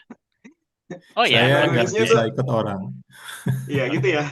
Jadi Ya. kalau ada apa namanya, kalau ada sesuatu satu dua yang lebih menantang Pak Fajar itu yang diambil gitu ya Pak ya? Ja, mehr oder weniger. Ja, Gitu ya, also es ist sepertinya gitu ungefähr ya, so. ungefähr so Ja. ne? Ya, ya. Begitu Pak Aber das Fajar. ist ganz viele Ya, Fragen Ganz viele von Fragen ada hier, Ihnen. ganz viele ya Fragen, 6 Fragen ada oder Ja, 6, 7, 5. jadi, Ya ada 5 ya, 5 6. ya, pertanyaan dari ini, Mas Johar. Jadi Mas Johar Terima jangan kasih jangan Fajar. jangan pergi dulu, Mas ya, Johar Oh tetap di jangan sini pergi dulu, karena Masya Allah, oke. takutnya nanti Baik, kita baik. lupa nih 5 pertanyaannya apa aja. ja. Gimana pertanyaan Jangan-jangan saya pertanyaan juga So, pertama lupa tadi? lagi. die Enggak, erste Pertanyaan enggak. pertama tadi. Frage, Ya, erste warum? Frage. Mhm. Erste Warum bist du Frage hier? ist, Was warum? machst du Iya. hier? Warum? Ja, ja, um Spaß zu haben. Oke. So, Baik, baik, baik. Spaß warum? zu haben. Oke. So, kenapa? Ähm, Ganz simpel, ne? Ähm, saya ada di usia 43 waktu itu, dan saya relatif juga sudah VP waktu itu di apa di satu perusahaan, disebut saja namanya PT Sarang Burung. Saya sudah kemana-mana. What's next nih buat saya ya? Stufe lain apa? Untuk sampai ke stufe lebih lanjut lagi, saya menganalisa diri saya sendiri. Saya kan biasa mendisrupt apapun gitu dulu waktu saya di kantor gitu loh ya. Saya masih punya gap di situ. Saya masih S1. Jadi em, ganz ehrlich, pertama adalah kalau saya mau maju, saya harus S2. Otherwise saya nggak dianggap gitu loh. Dan itu bukan cuma di PT Sarang Burung aja. Someday kalau misalnya saya keluar gitu ya, karena saya waktu itu terus terang juga, waduh, pensiun di sini ya. Saya sudah ketebak tuh gitu, teman-teman dulu di sana di Indonesia. Em, Retirement age kan waktu itu 55. Saya ada di 43. Dan relatif saya mungkin kalau mau maju, saya harus mendisrupt diri saya sendiri. Gitu ya. Jadi otherwise udah ketebak 5 tahun ke depan seperti apa, 10 tahun ke depan seperti apa. Nah, cuma waktu itu saya belum punya apa namanya courage untuk keluar karena saya naik terus habis saya apa namanya saya dapat tantangan lagi di mana di pabrik, di operasional, di supply chain, di finance, di sales, even terus akhirnya saya terlalu enjoy dengan itu dan saya enjoy dengan pindah-pindah dan saya banyak dapat hal baru. Saya banyak jalan-jalan road trip kemana-mana di Sumatera misalnya dari Sabang sampai Kilauan di Lampung tuh saya sudah pernah naik mobil ke sana semua. Sampai Padang, sampai mana. Saya terlalu enjoy itu. Akhirnya saya ada di umur 43 dan gimana nih gitu. Saya harus mikirin diri saya sendiri. Akhirnya ketemu sekolah gitu. Jadi offensively pertama adalah saya nggak kepikir untuk apa namanya setelah sekolah saya bakal menetap, itu tidak. Dulu pernah punya pikiran, saya harus bawa keluarga saya ke luar negeri, saya harus bawa keluarga saya, apa namanya, harus expose keluarga saya dengan bahasa lain, tapi itu sebatas saya ngelesin waktu itu di IV di Jakarta, ngelesin di Gute di Jakarta, that's it. Dan saya pernah bermimpi waktu itu untuk nyekolahin di sekolah internasional anak-anak saya, tapi mahal gitu loh, ya kan? Nah, setelah saya sekolah, saya di sini, saya baru berpikir gimana saya stay gitu loh. Nah, karena akhirnya saya berpikir setelah saya di sini, saya di sini ternyata not bad juga dan apa namanya dimungkinkan ya sedikit lebih simpel daripada misalnya saya ke US misalnya, ya. Dan kita belajar bahasa baru yang which saya sudah ngimpi dari pertama saya masuk PT Sarang Burung juga dulu waktu itu. Karena saya ngeliat teman-teman saya berbahasa Jerman, berbahasa Prancis, itu buat saya itu kayaknya keren gitu loh. Ya kan? Ya, es klingt blöd, aber ist so. Ya, ist so. Ya, akhirnya saya di sini, kalau ditanya warum, ya triggernya adalah karena saya harus mendisrupt diri saya sendiri sebelum saya didisrupt sama sistem. Jadi itu pikiran saya. Either saya yang bergerak atau orang lain yang nentuin nasib saya. Intinya itu. Jadi kekokohan sistem atau artinya baiknya administrasi di Jerman maupun apa namanya semua kebijakan sosial demokratis di sini itu yang membawa Bapak ke sini. Nine. Bapak Em, tidak terlalu percaya sistem di Indonesia Waktu gitu ya? itu bukan tidak percaya, saya lebih melihatnya untuk diri saya sendiri ya, Hans Ehrlich gitu. Saya sudah 43, saya apa namanya nanti akan dibikin obsolete sama sistem yang ada di Indo, karir dalam arti saya akan dibikin obsolete ya. Oke, kamu sudah VP, nggak ada tempat lain, kamu mungkin keluar negeri, dan itu yang terjadi dengan teman-teman saya dulu, kolega-kolega saya dulu di Indonesia.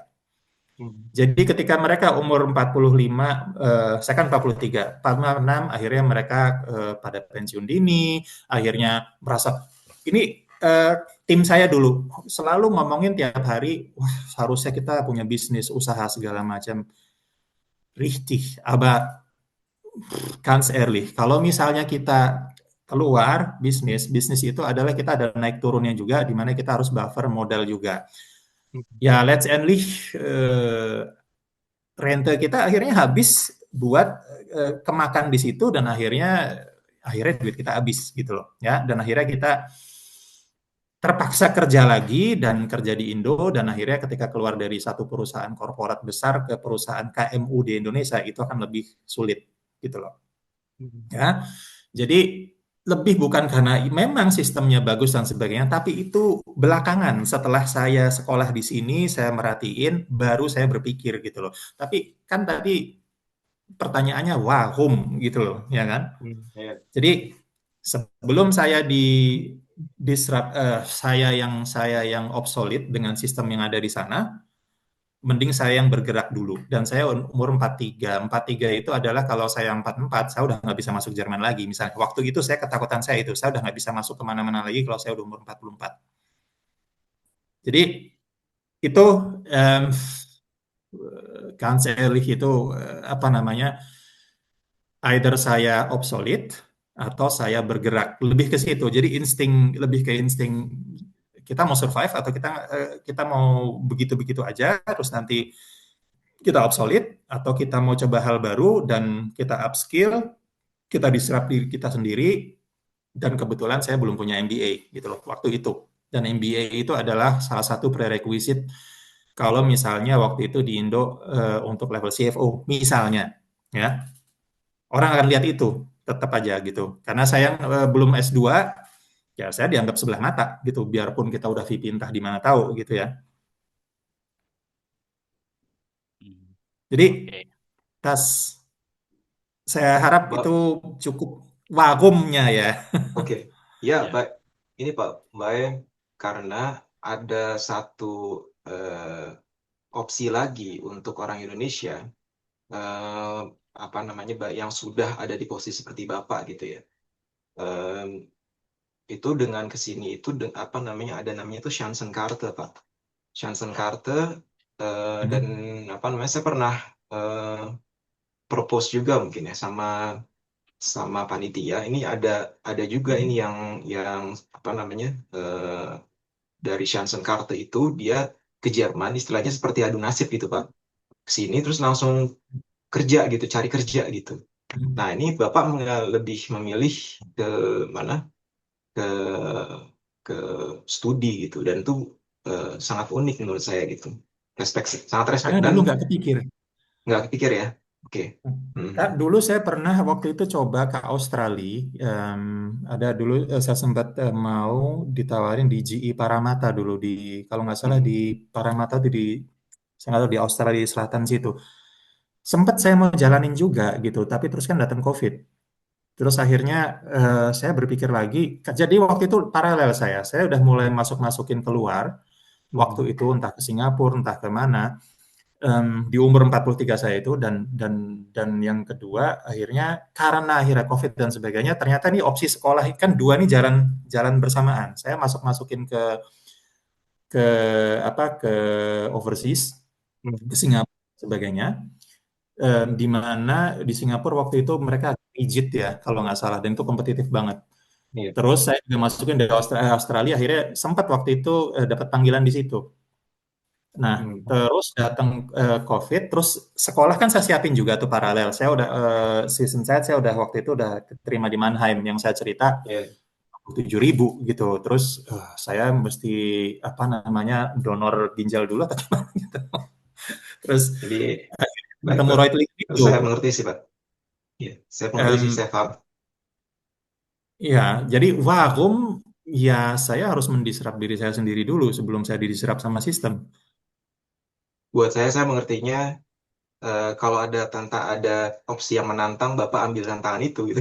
Buat saya itu Pak, jawaban Bapak seperti itu saya mengertinya. Wah, tapi ya, Iya, karena ya more or less gitu. Jadi itu yang akan yang dan tahunya itu membuka kita ke banyak hal lain gitu dan itu hmm, yang saya nggak. Jadi ya semua serba kebetulan hmm, dan kebetulan itu yang memang kita kita mesti cepat melihat situasi aja sih ya. Jadi iya. Oke. also das war der Grund, warum ich hier bin. So, zweite Frage. Ya, pertanyaan kedua, Mas Ähm, Johar. Tadi tapi ada satu pertanyaan yang belum dijawab oleh Pak Fajar dari pertanyaan pertama Mas Johar, yaitu kabur aja dulu gimana tuh menurut Ya, Pak itu yang Fajar? kabar dulu tadi saya mau jawab, Oke. betul. Oh iya ya. Ähm, Je nachdem jemand itu sudah di, karena gini, kabur aja dulu konteksnya di sini adalah misalnya Jerman ya. Udah, oke. Iya, Jerman. Kalau kita bicara spesifik Jerman, bisa itu tergantung dari apa namanya stage-nya ada di mana. Bisa pelajar, bisa pekerja atau karyawan, atau yang mana nih? Kalau misalnya untuk pelajar, kalau boleh saya sarankan, bisa di sini sekolah, tapi memang di sini fokus sekolah gitu ya. Jadi karena kalau sekolah itu kan berarti di sini 4 tahun ya kurang lebih, di mana 4 tahun itu biasanya masalah muncul di tahun kedua karena kita harus sediain guarantee, jaminan, block account segala macam, di mana akhirnya kita dituntut harus ikut bekerja yang saya waktu itu sempat ngobrol sama Mas Johar, apakah itu must have, apakah itu nice to have gitu loh. Kalau memang itu nice to have, ya sudah kita belajar belajar aja dulu. Mungkin keluarga belum perlu ikut, atau kalaupun ikut ya berarti harus siap hidup sederhana gitu. Jadi tidak ada prio lain kecuali sekolahnya selesai. Itu dulu. Itu kalau pelajar. Ya, itu pun masih dengan resiko. Nah, akan lebih bagus lagi kalau misalnya kita sudah ini kalau saya ngelihat pattern ya dari teman-teman saya yang apa namanya yang pada masuk ke Jerman terutama teman-teman saya yang dari India itu mereka tuh kayaknya banyak banget tuh orang India sekarang yang pada masuk sekolah itu terus akhirnya kerja di sini. Jadi mereka sudah lulus S1 dari sana dari Indo, terus habis itu mereka punya anerkenung juga, terus habis itu mereka sekolah S2 di sini yang mungkin lebih pendek gitu ya. Jadi S2 itu mungkin seperti case-nya saya adalah sebagai pintu masuk untuk masuk dulu di sini, untuk masuk dulu di teras dulu gitu loh ya. Iya, Yang saya iya. tadi bilang jadi tamu tadi ya. Jadi kalau misalnya kita tuh dari jalan terus tiba-tiba ngotot pengen masuk di ruang tamu, itu kok kayaknya lumayan challenging juga. Iya, Kecuali kita mungkin diterima di teras dulu sekolah, sekolahnya selesai dulu, baru kita jadi tamu. Setelah jadi iya, tamu, terbukti kita bisa dipercaya, baru kita di ruang keluarga. Kan begitu kurang lebih. iya, Jadi, iya. em, kalau boleh saya sarankan sih, tergantung itu eh, Einzelfall ya. Maksudnya nggak Iya, bisa kita pauschal iya, machen ya. iya, Kann man nicht pauschal sagen bahwa ya iya. bagus kabur aja dulu karena itu ada risiko, faktor risiko itu yang harus kita hitung, Hmm, hmm. gitu loh. Nah, kalau Jadi Pak, terus ada lagi yang misalnya pekerja, Johnson Card, gitu gitu. Bisa juga, tapi izin Pak, tadi kalau boleh saya tanya rekomendasinya Bapak untuk stage student lebih baik S1 di Indonesia dulu, baru S2-nya ke Jerman atau ke luar negeri yang lain, Apa yang lebih baik? belum ada di sini. Iya, apakah lebih Ya, baik? Apakah dari SMA langsung ke sini aja juga gitu? Kalau menurut Bapak itu bagaimana? juga bisa jadi. Em, Kalau SMA langsung ke sini, berarti kita harus ada sponsornya dulu. Jadi gini, Hmm, dalam arti misalnya kayak saya, misalnya keluarga gitu, anak saya sekolah. Itu aja juga mereka akan ditanya, harus berani turun tingkat dulu, karena mereka ngelihat anak saya misalnya. em, Sistem di sana gimana sih, akhirnya turun level dan sebagainya dan seterusnya. Pertama harus mau dulu dan jangan stres gitu loh. Karena hmm. ada orang yang apa namanya tidak bisa accept itu, tidak bisa mundur dulu gitu ya. Dan itu akan bikin yang bersangkutan stres sendiri. Jadi mentalnya harus siap dulu nih. Kita harus siap mundur dulu. Kan orang kalau mau lompat kan juga harus mundur 2 langkah dulu kan, baru bisa lompat jauh gitu. Jadi itu yang harus apa namanya, yang harus ini dulu. Masing-masing orang berbeda, tidak bisa pauschal, tidak bisa algemein. Kita bisa bilang generalisir semuanya akan bisa, karena itu tergantung masing-masing orang. Kalau misalnya SMA dulu, kalau misalnya sudah ada sponsor, misalnya keluarga atau entah om, entah itu siapa, itu bisa. Bisa juga kalau misalnya itu au pair misalnya. Saya bukan expert di sini ya, mungkin yang lain bisa nambahin. Karena kalau au pair itu fokusnya kan sebetulnya adalah untuk penyesuaian dulu setelah kita punya cukup em, kemampuan finansial. Karena sekolah itu kan nanti ujung-ujungnya saya nggak tahu apakah bisa dijamin sama yang hostnya atau caregiver-nya atau enggak. Kalau au pair itu enggak ya kalau udah sekolah ya. Saya nggak tahu. Dia gas givernya harus harus ngasih kesempatan, harus membiayai ininya apa? Kursus minimal kursus bahasa. Kalau au pair. Ya toh, tapi untuk tinggalnya, karena kan yang jadi Oh, pertanyaan utama dari hmm. kedutaan adalah um, Saya go kurang mit tahu sih. Itu saya kurang tahu verdienen apakah harus. wir atau Hmm, ya gimana kita membiayai diri kita sendiri, kan itu kan harus ada jaminan dari kedutaan, ya kan? iya, Mereka minta itu. Apakah iya, itu bisa dibuat surat dari gasgebernya atau kita harus nyediain duit untuk dana untuk bisa, ditaruh di block account? Itu yang jadi bisa masalah. betul. Kalau misalnya kita harus nyediain, let's say sekarang kan 1090 atau berapa ya, dan Hmm. saya nggak tahu terakhirnya berapa. Berarti kita harus nyediain sekitar 120.000, 110, 120.000 kan? Ya itu bukan 10.000, bukan eh, dan 12.000, 10.000. 12.000. Ya itu bukan, itu tabungan yang harus ada gitu, dan itu Iya. cuma bisa mensecure kita tahun pertama, Hmm. ya kan? Karena kalau saya lihat polanya kok kayaknya orang oke kabur aja dulu, tapi orang nggak ngelihat end game-nya atau apa Hmm. persimpangannya seperti apa. Karena gini, orang datang nih, oke saya pertama siap nggak dengan dana? Oke, saya siap dana misalnya di block account 110.000 atau whatever ya. Terus akhirnya kita sekolah, tapi kita belum ketemu pekerjaan di tahun kedua untuk menjamin diri kita sendiri ada di sini.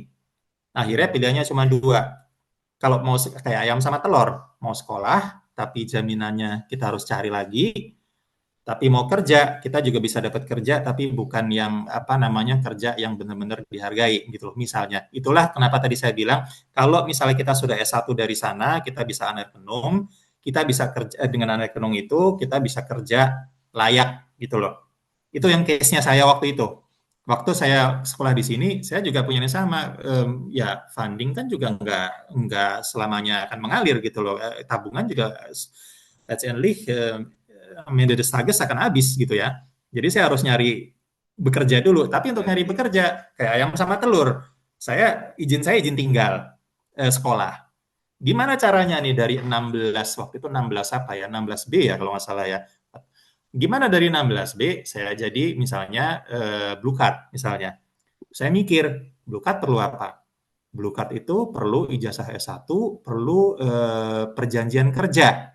Dua nih. Nah, itu akan lebih aman gitu loh. Saya nggak harus nyediain duit segitu banyak misalnya untuk membenarkan saya di sini. Di samping saya misalnya masih punya izin. Kalau misalnya saya pindah atau keluar, saya masih punya izin sekolah.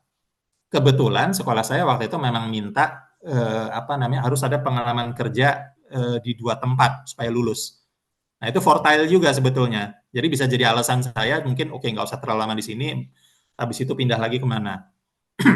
Jadi kalau mau aman ya itu tadi satu dulu, terus habis itu selesai punya pengalaman kerja dan mungkin pengalaman kerja yang lumayan 2 tahun, 3 tahun, habis itu sekolah lagi dan akhirnya ngambil kerja lagi di sini. Sampai sini pun nanti juga harus mau stufanya harus turun dikit lagi Bawah gitu loh, lagi. Ya. mulai lagi dari awal. Karena untuk semua skenario ini kembalinya lagi adalah soal jaminan dan soal sekolah gitu loh. Makanya tadi saya bilang kalau memang masih di Indonesia, mungkin tadi S1 dulu selesai, belajar bahasa yang benar. Kalau bahasanya udah bagus, punya karir juga 2 tahun 3 tahun, baru pindah ke sini sekolah lagi dulu. Itu juga bisa. Saya nggak tahu karena saya itu di stream saya ya kalau di finance gitu. Tapi kalau yang lain mungkin saya juga tidak expert di situ. Mungkin teman-teman Mas Johar sendiri mungkin lebih lebih ngerti gitu gimana do's and don'ts-nya ya. Iya. Ya, Eh, mungkin ya, Mas Johar karena kita juga ada beberapa pertanyaan lain, jadi lanjut pertanyaannya aja. jangan beranak pinak dulu nih, Lanjut. tapi Ya. mungkin Pak Fajar, Pak Fajar ada dua pertanyaan Mas Johar, mungkin bisa langsung jadi satu tentang mungkin tadi kaitannya kita masuk ke rumah orang, apakah mau langsung masuk lewat teras dulu atau langsung ke ruang tamu, kaitannya dengan mahasiswa yang baru lulus, minta posisi sebagai manajer. Yang kedua, bagaimana cara Pak Fajar menangani tadi ya ada mitarbeiter yang ingin mendapatkan kenaikan gaji gitu atau bagaimana cara kita gitu Hmm. ya untuk bisa mengkomunikasikan itu gitu. Sebut oke untuk ini mungkin bisa dijawab bersamaan sih. Ini kan sebetulnya jamak juga bukan cuma di Jerman tapi di Indonesia atau di tempat manapun juga gimana cara mengkomunikasikan wish listnya kita gitu loh. Nah sebetulnya begini, kalau dari pengalaman saya dan apa yang saya lihat selama ini, mungkin Dokter Dimas juga bisa nambahin gitu ya karena Dokter Dimas kan yang sudah beberapa kali di sini berkembang gitu ya. Lebih ke gimana kita pertama adalah kita bukan ngelihat dari sisi kita ngelihat dari sisi perusahaan dulu gitu. Coba kita lihat dari perspektif perusahaan. Yang pertama adalah kita harus tahu tergantung kita itu ada di perusahaan omset berapa nih KMU atau omsetnya berapa dulu pertama apakah itu KMU atau korporat, kalau kedua kita ngelihat omsetnya berapa dulu atau kalau kita bicara omset perusahaan 100 sampai dengan 100 juta euro misalnya, mereka masih suruh Halten di situ ya, itu to be honest aja kita harus ngerti. Tapi mau dia suruh Halten atau enggak, sebetulnya tergantung dari seberapa perlu mereka posisi ini, gitu loh. Itu kalau dilihat dari perspektif mereka. Terus mereka akan berusaha supaya ya di sini itu kan personal cost itu kan yang bagian terbesar dari Yang tinggi. dari Head cost. P&L-nya sini gitu ya, dari Keunvau-nya sini, Gewinn und Verlust. Jadi personal cost tentu penting, jadi orang akan terbiasa suruh Halten di situ unless kita punya something yang kita bisa deliver di luar apa yang sudah ditugaskan ke kita, di luar scope kita dan itu benar-benar diperlukan sama perusahaan. Itu dulu deh. Jadi sebetulnya bukan what's in it for us, tapi what's in it for them. Ya, lebih ke Oke. situ, ya. Jadi was kritik dafür, ya. Jadi lebih ke situ. Ya, itu menschlich juga. Jadi kalau cara mengkomunikasinya gimana, ya balik lagi ke situ. Was kritik dafür, ya. Jadi kita dapat apa sih gitu loh dari kamu gitu.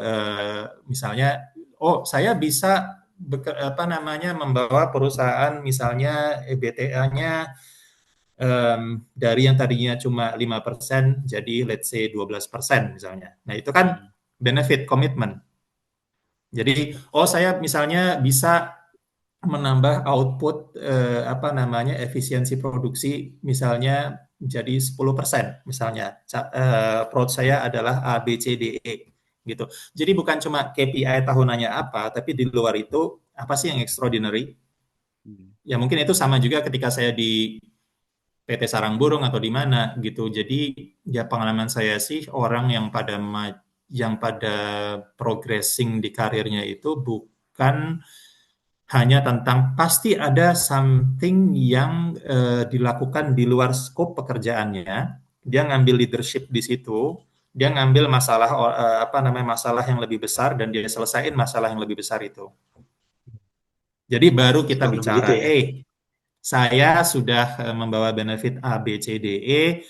Em, ya kalau kayak gitu kita juga harus siap dengan backup. Kita cari tahu juga di pasar gitu loh. Karena kan ya kita bisa minta, tapi kalau enggak kan ya Besar aja ya. harus siap malu juga gitu loh. Bukan malu, harus siap apa namanya? Kalau enggak nanti karena market itu juga sekarang bagus kok gitu loh. Market di Jerman tuh bagus banget gitu. Mereka perlu banyak orang profesional, mereka perlu ini. Ya kalau akhirnya kita bisa ya toh ada pilihan lain kan kalau misalnya nggak bisa.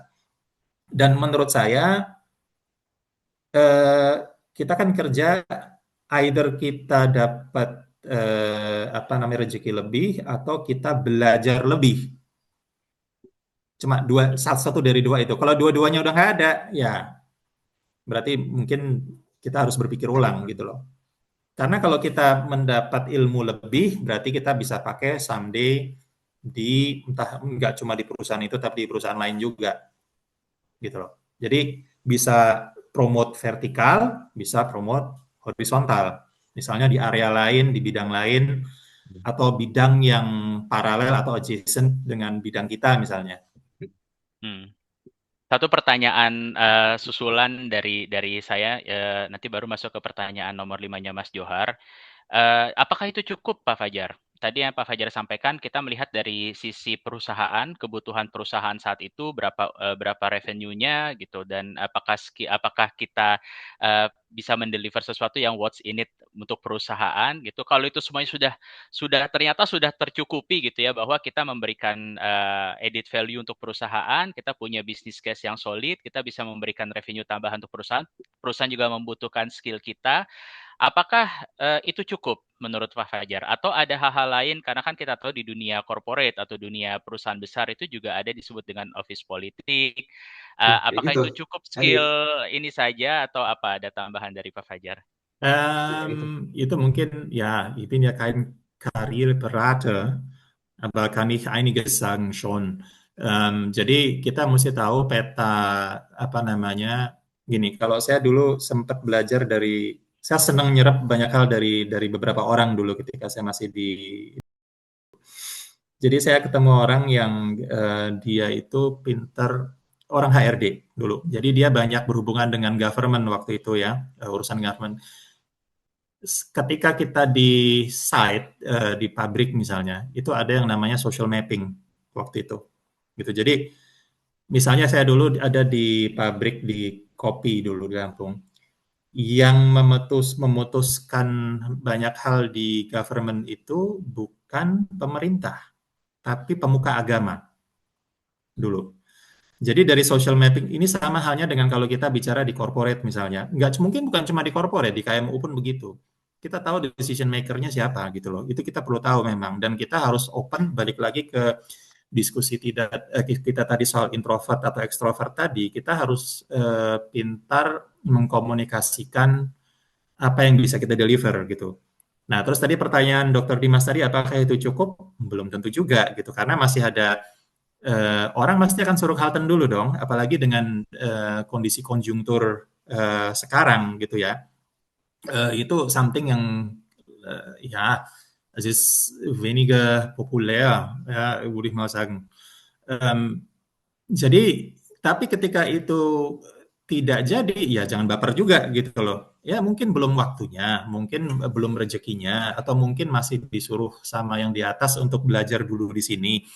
Itu yang bisa kita pikir sambil kita minta untuk ya mungkin promosi tidak hanya vertikal kan, bisa horizontal juga. Misalnya saya dulu minta kalau waktu di ini ya kamu bisa mungkin dari apa namanya dari sales ke operasional misalnya, operasional pabrik misalnya, atau bisa ke apa namanya ke costing center misalnya waktu itu ke Manila karena saya setup itu juga apa namanya satu costing satu competence center untuk costing waktu itu. Jadi macam-macam sih, tidak harus selalu naik, tapi bisa juga dia apa lateral gitu ya. Nah, setelah kita punya itu, kalau nggak naik juga, ya kita ya kita ya pindah. Uberlegen, oke. Baik tadi, nah ini masuk ke pertanyaannya terakhirnya dari Mas Ju.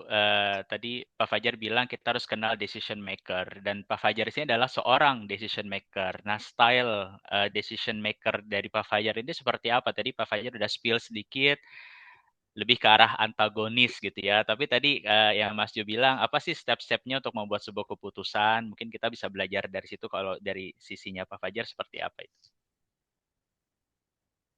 Kalau dari apa namanya kalau dari perspektifnya perusahaan sih itu lebih ke em, yang saya sudah sebut tadi. Was kriege ich dafür? Ja, ob das zusätzlichen Output oder apa namanya Leistung apa yang kita apa namanya kinerja apa yang kita dapat gitu loh. Misalnya ke kepala produksi gitu ya. Mereka minta A, B, C, D, E, F, G. Oke, apa yang bisa dilakukan untuk memperbaiki area dia supaya output nambah gitu loh. Ya, jadi misalnya kita bisa 110 ton, dia bisa nggak lead orang dari engineering misalnya, coba kamu kurangin itu still standard atau stoppages dari maintenance, apa yang breakdown maintenance-nya dikurangin, efisiensi mesin ditambah, apa namanya, solche Dinge ya. Jadi itu yang kita tunjukkan, ini translate ke nanti apa output lebih banyak dengan apa namanya dengan ongkos loan yang kurang lebih sama, kita lebih efisien, output lebih banyak, weniger Stillstände, weniger Problem misalnya ya. Baru saya putusin, oh oke, itu yang kita dapat, itu pun nanti sama didiskusikan dengan GF yang lain, juga masih, belum, balik lagi ke aspek politik tadi gitu loh. Nah, tapi di situ seberapa kenal produksi tadi dengan CEO-nya misalnya. Kalau CEO-nya ngomong enggak, ya enggak aja gitu loh. Jadi enggak, kita jadi jangan baper juga gitu. Jadi itu yang terus kita coba gitu. Jadi cuma kalau ketika saya dulu, pengalaman saya dulu di PT Sarang Burung dulu, dulu kan saya datang dari background konsultan, di mana semuanya itu half empty gitu ya. Mungkin Dokter Dimas tahu lah gimana apa kehidupan di konsultan. Kita selalu ngelihat klien itu pokoknya half empty gitu loh, ya kan? Kita harus hati-hati. Ketika saya di corporate itu adalah kita selalu ngikutin apa namanya ya, si key person yang selalu membentuk apa namanya jalannya perusahaan itu kemana. Nah, kebetulan waktu itu ada beberapa isu penting, misalnya waktu itu saya pernah ada isu custom ya, pernah ada tema dengan custom. Jadi saya akhirnya cuma bicara gini sama CFO saya. Saya tahu masalah ini dan saya tahu gimana benerinnya. Dan kasih saya power di situ, kasih saya authority di situ untuk coordinate semua pabrik yang ada di Indo. Kasih saya wewenang itu. Terus dia ngomong gini, tapi kalau misalnya ini nanti ini ya, pokoknya gue salahin lo gitu. Ya kita harus siap gitu loh. Nggak ada masalah. Saya dulu akuntan, karena ketika saya less jadi akuntan, tapi lebih ke bisnis dan operasional gitu ya, lebih ke efisiensi dan sebagainya. Oke, saya terima ininya, dan saya akhirnya bolak-balik ke pengadilan, bolak-balik ngurusin into custom. Jadi isunya simple gitu, karena saya belajar pajak, saya belajar custom, saya belajar custom duties, saya ngerti, dan saya dulu akuntan, ya saya cuma pakai ilmu saya dulu, kebetulan saya lihat itu ada, kasih ke saya, handover ke saya kerjain, nanti saya deliver. Nah, jadi itu yang akhirnya itu satu dari sekian tema yang dulu saya hadapin gitu loh. Atau misalnya ketika saya ke sales, kita ada satu problem dengan apa. Nah, gimana kita ambil leadership di situ untuk nyelesain masalah lain yang bukan pekerjaan kita gitu loh. Dan mungkin buat perusahaan lebih ini. Jadi Jadi, tanpa itu kok kayaknya agak challenging juga sih. maaf Pak Fajar, tadi yang ngasih authority itu siapa? CEO-nya atau siapa? Yang Pak Fajar minta kasih saya Waktu untuk itu CFO authority? saya dan CEO-nya. CFO. Dan mereka monitor saya terus gitu sampai mana gitu. Tapi saya tahu kita pakai SAP, semuanya bisa di-trace. Jadi akhirnya saya buatin flow-nya, sistemnya ini bisa kayak bikin Lego dari awal jadi gedung baru lagi gitu, dipecahin terus di ini lagi jadi satu. Dan saya akhirnya waktu itu kasih saya authority, saya cuma akan ambil 3 engineer dan itu anak baru semua. Jadi supaya nggak banyak, karena kalau dari yang senior kan pasti akan nentang gitu loh. Oh nggak bisa gini, dan saya perlu gerak cepet gitu. Jadi orang nggak bisa itu gini-gini, bisa tuh gitu. Jadi ya itu dengan risiko ya kalau misalnya nggak masuk ya saya siap keluar juga gitu. Ya. Baik, Mas Johar, mungkin itu ya dari pertanyaan-pertanyaan Mas Johar. Nanti kita ada 2 pertanyaan lagi nih yang sudah, ngantri gitu, ada Mas Priyo dan Mbak Melisa. Terima kasih Mas Johar. Mas Johar, apa namanya, tadi ada satu kesamaan ternyata antara yang dikerjakan Pak Fajar sama saya itu ngurusin soal, steel standard dan breakdown elimination, itu juga yang saya kerjakan juga gitu. Jadi mungkin selepas dari ini kita bisa berjejaring lagi, itulah kenapa kita juga apa namanya membentuk AIPSE sedikit mungkin apa namanya sedikit info tambahan lagi untuk audiens yang juga baru hadir di sini bahwa AIPSE adalah organisasi profesional diaspora di Indonesia untuk diaspora Indonesia yang ada di Jerman maupun ada di luar negeri yang bergerak banyak di aktivitas profesional, dan salah satunya adalah acara kita hari ini yaitu AIPSE Sharing Knowledge ya bersama Pak Fajar, dan tujuannya juga untuk memanfaatkan network dan jejaring kita untuk profesional kita di luar negeri. Baik, langsung ada Mas Priyo di sini. Silakan Mas Priyo, mungkin juga boleh host boleh juga tampilkan Mas Priyo di layar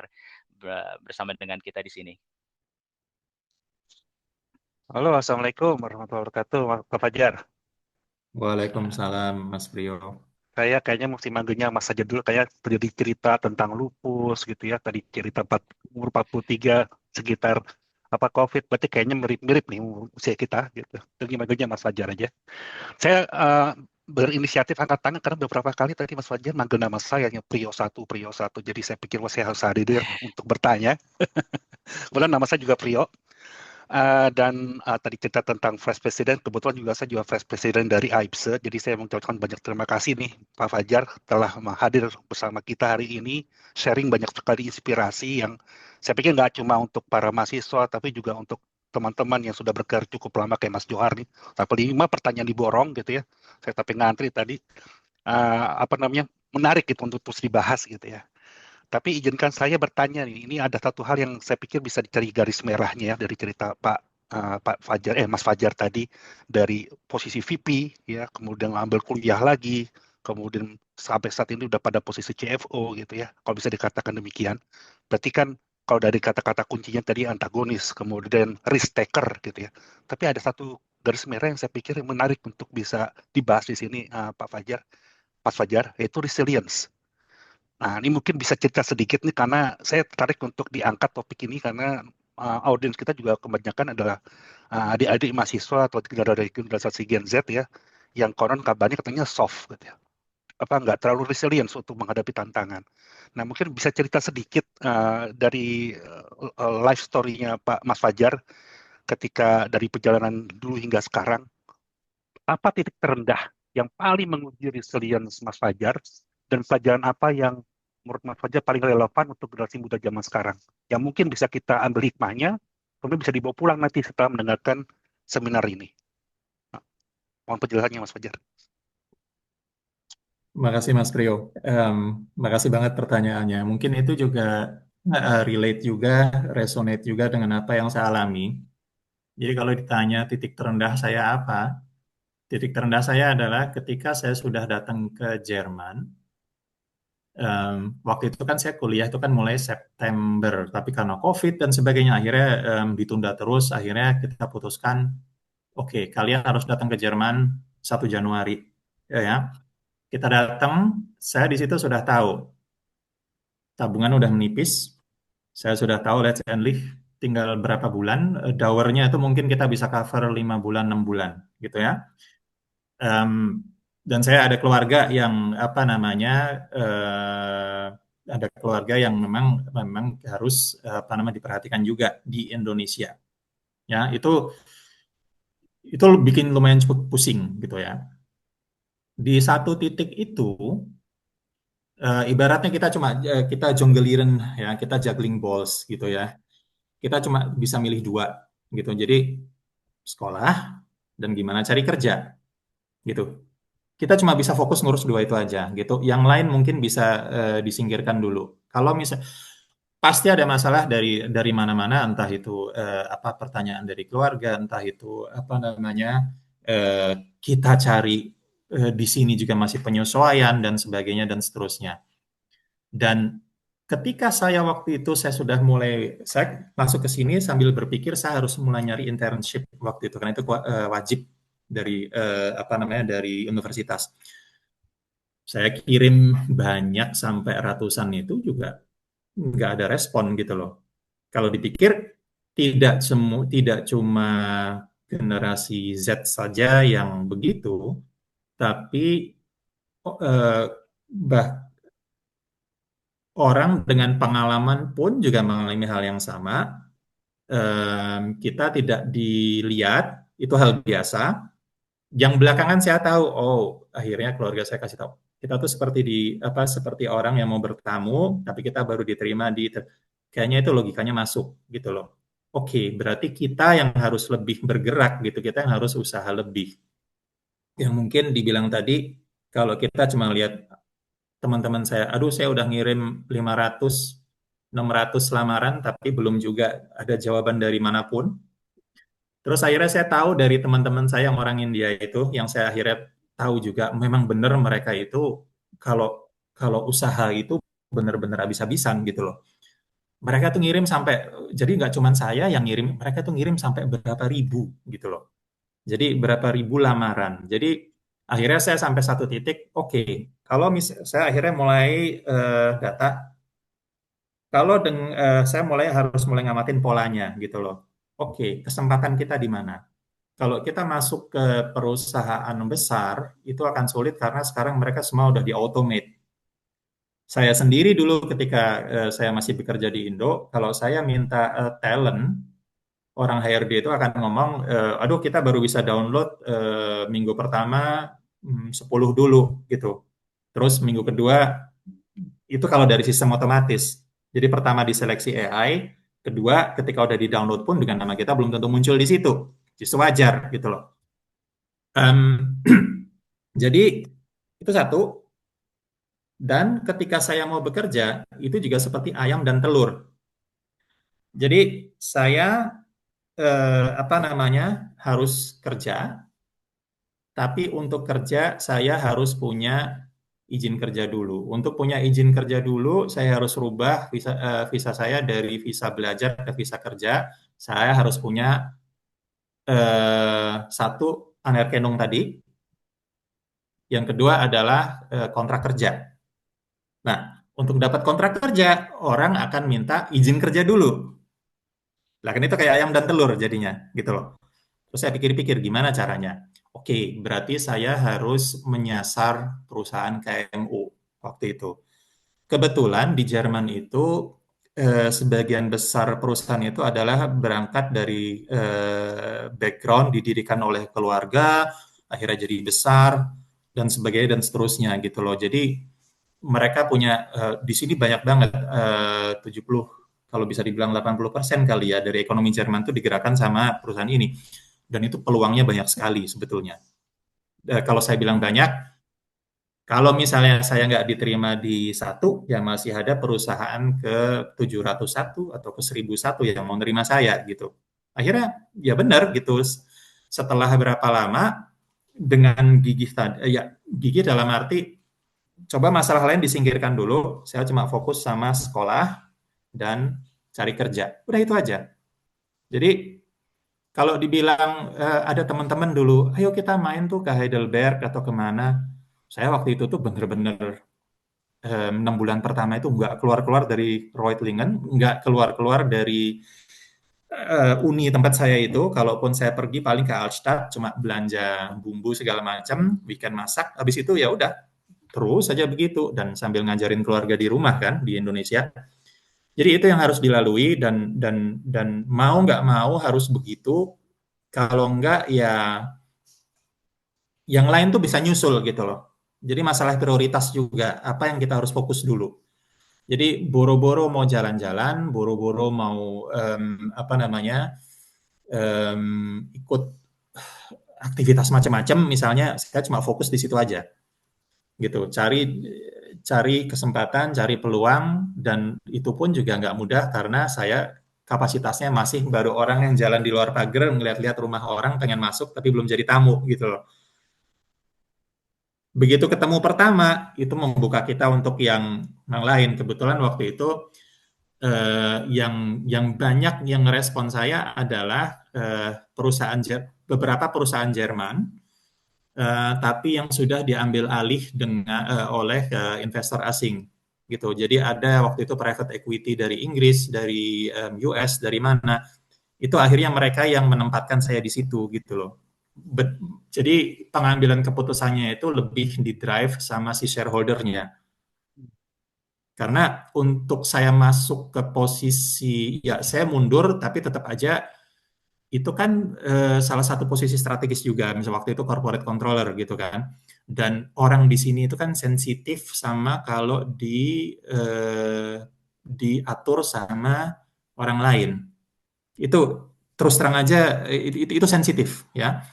Dan apa namanya, unless itu drive-nya itu langsung dari investor atau mungkin CFO saya kebetulan waktu itu orang Prancis gitu ya, waktu itu dia punya masalah di perusahaannya yang susah banget gitu untuk ngikutin aturan internasional gitu loh. Jadi apa namanya, dari sisi perpajakan, dari sisi itu kacau banget gitu.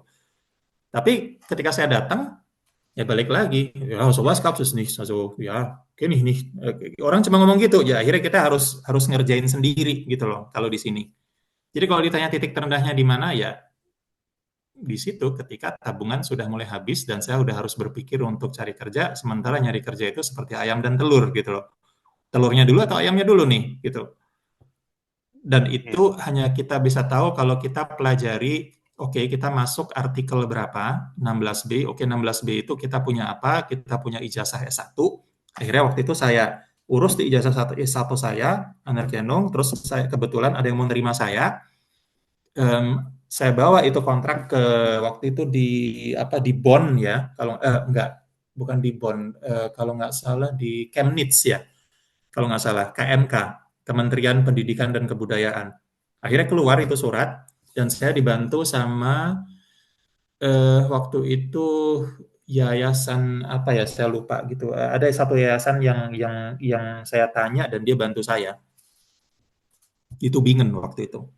Jadi ya ya harus maklum bahwa kita itu tamu gitu, bukan lalu baper dan ngambek gitu ya. Aduh, nggak dianggap juga, gue pulang deh gitu. Ya udah.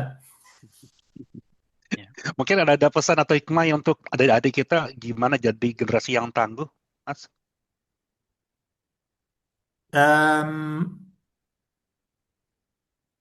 Mungkin pesan saya cuma satu gitu ya. Jadi kalau di generasi sekarang itu kan ya saya tahu kita maunya serba cepat gitu ya. Tapi kalau kita pahami lagi, kalau orang yang mau tahu prosesnya dan mau tahu kenapa dan apa namanya, karena kalau generasi Z itu ngambil resiko itu juga mereka juga bisa ngambil resiko sih gitu ya kalau saya perhatikan, dan mereka lebih savvy ya, tech savvy gitu. Mungkin mau mau kerja keras aja lebih dari yang lain, itu aja sih mungkin. Kerja keras dalam arti em, kalau orang lain itu misalnya bisa achieve 10 misalnya, ya kita harus aim misalnya 20 gitu loh, untuk kita bersaing di web to web gitu, untuk bersaing di kompetisi mungkin kita harus lebih, kita harus extra mile tadi. Itu yang mungkin perlu ditekankan, karena em, di luar sana itu banyak pendatang lain yang sebetulnya mereka bekerja lebih keras dari kita loh. Ya, jadi saya perhatikan tuh kalau saya di kereta banyak orang yang masih belajar apa namanya bahasa segala macam, itu mereka extra mile juga gitu. Jadi orang lain begitu, kenapa kita enggak gitu? Dan kesempatan kita adalah kita ya kita dari sananya itu memang ya egal apakah kita mau sakit mau apa. Kalau di sana itu kan untuk survive kita kerja ya harus kerja keras gitu loh. Tapi kalau di sini kadang ya kerjakan jam 9 sampai jam 5 gitu. Tapi kadang-kadang kalau kita mau maju ya di luar itu kita harus bisa mikirin diri kita sendiri, kita harus bisa ngembangin apa. Baik. Oke, Terima kasih banyak, Mas Fajar. baik. Saya Ya, kembalikan ke Mas terima Dimas. kasih. Waduh, tapi Makasih kayaknya Mas Prio. kebalik nanya saya nih, bapak-bapak yang lebih lama di Jerman nih harusnya yang bisa lebih ngasih tips gitu. Saya masih Tapi ya, newbie sebetulnya di sini.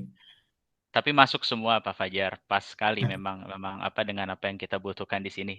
Ya terima kasih Mas Prio, dan ada satu pertanyaan online tapi sudah dijawab sebenarnya, gimana cara memutuskan untuk keluar ganti dari perusahaan KMU ke perusahaan besar dan multinasional dengan kelebihan fleksibilitas di KMU. Tadi Pak Fajar sudah sampaikan ya, tadi ada dua opsi ya, bisa berkembang secara karir atau secara apa namanya knowledge gitu ya. Kalau nggak ada dua-duanya mungkin bisa baru berganti. Cuman ini sudah ada Mbak Melisa sebagai penanya terakhir sebelum kita tutup. Mungkin boleh Mbak Melisa disampaikan pertanyaannya singkat saja. Mungkin bisa dinyalakan videonya, dan host juga bisa menampilkan Mbak Melisa di sini. Assalamualaikum warahmatullahi wabarakatuh. Waalaikumsalam. Terima kasih atas kesempatannya yang udah diberikan saya. Jadi perkenalkan nama saya Mimi, Gen Z, terus baru sampai juga di Jerman dengan ngambil stage yang enggak melalui student, tapi sebelumnya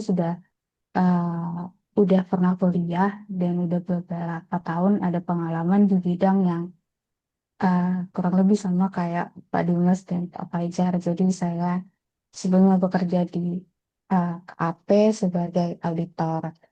Terus sampai sini saya berubah atau maksudnya turun jadi seorang au pair. Soalnya saya bingung sih, maksudnya mau nanya itu gimana, cuma sekedar mau sampaikan apa yang jadi kecemasan saya sebagai seorang Gen Z yang mungkin kayaknya nih teman-teman juga sama kayak gini. Terus eh, karena kita juga mempertimbangkan untuk enggak ngambil kewajiban bahwa harus punya deposit senilai ya, 12 bulan atau 1 tahun biaya hidup, maka kita harus ngambil program yang harus ambil jalan yang lain supaya kita nggak harus melakukan itu. Mungkin beberapa teman-teman ada yang lumayan banyak juga yang ambil stage yang ini, ambil tahapan yang seperti ini. Jadi pertama nanti kita bakal ngambil program APR, terus nanti uh, karena saya masih mempertimbangkan untuk tetap lanjut di bidang ini, jadi tuh kalau saya lihat-lihat, entah itu proses nanti bekerjanya, atau upskillingnya, atau studi di eh, bidang yang sama, setidak-tidaknya tuh selalu mensyaratkan untuk punya kemampuan bahasa Jerman setidaknya C1.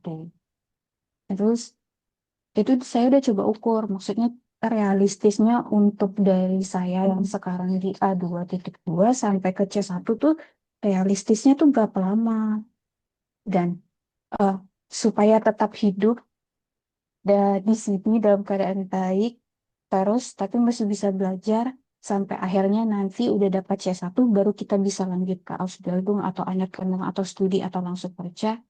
Hmm, kurang lebih itu saya udah sambil curhat-curhatan sama ChatGPT sama Gemini. Jadi kita perlu berapa bulan sih untuk sampai akhirnya cukup. Dan kalau dilihat tuh 15 bulan tidak realistis, 17 bulan mungkin masih cukup realistis, tapi sangat amat kejar-kejaran. Terus selain itu sih permasalahan kapabilitas saya untuk bisa masuk ke studi yang sama, maksudnya di bidang yang sama, eh, memerlukan waktu berapa lama dan teknisnya gimana, pelan-pelan itu sih. Tapi di Baik. tengah-tengah proses itu tuh, kan saya juga udah coba nge-plan semuanya pas masih di Indonesia gitu kan, bahwa nanti tahun pertama harus seperti ini, harus tahun kedua gini. Dan saya tuh pernah bilang pas masih di Indonesia, nanti tahun pertama, saya curi sampai gitu.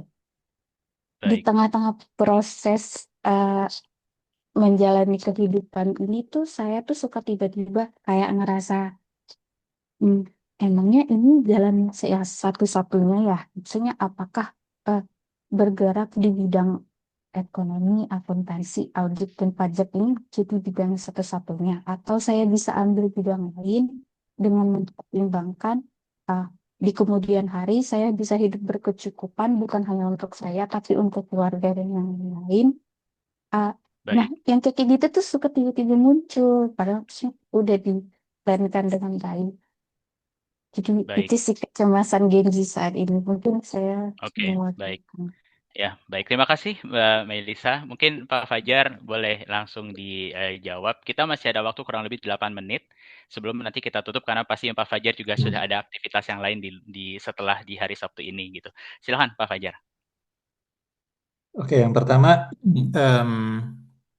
Mbak Melisa berarti secara disiplin ilmu berarti ekonomi berarti ya. Oke. Yang pertama, pertama yang saya akan jawab dari sisi bahasa dulu, gitu.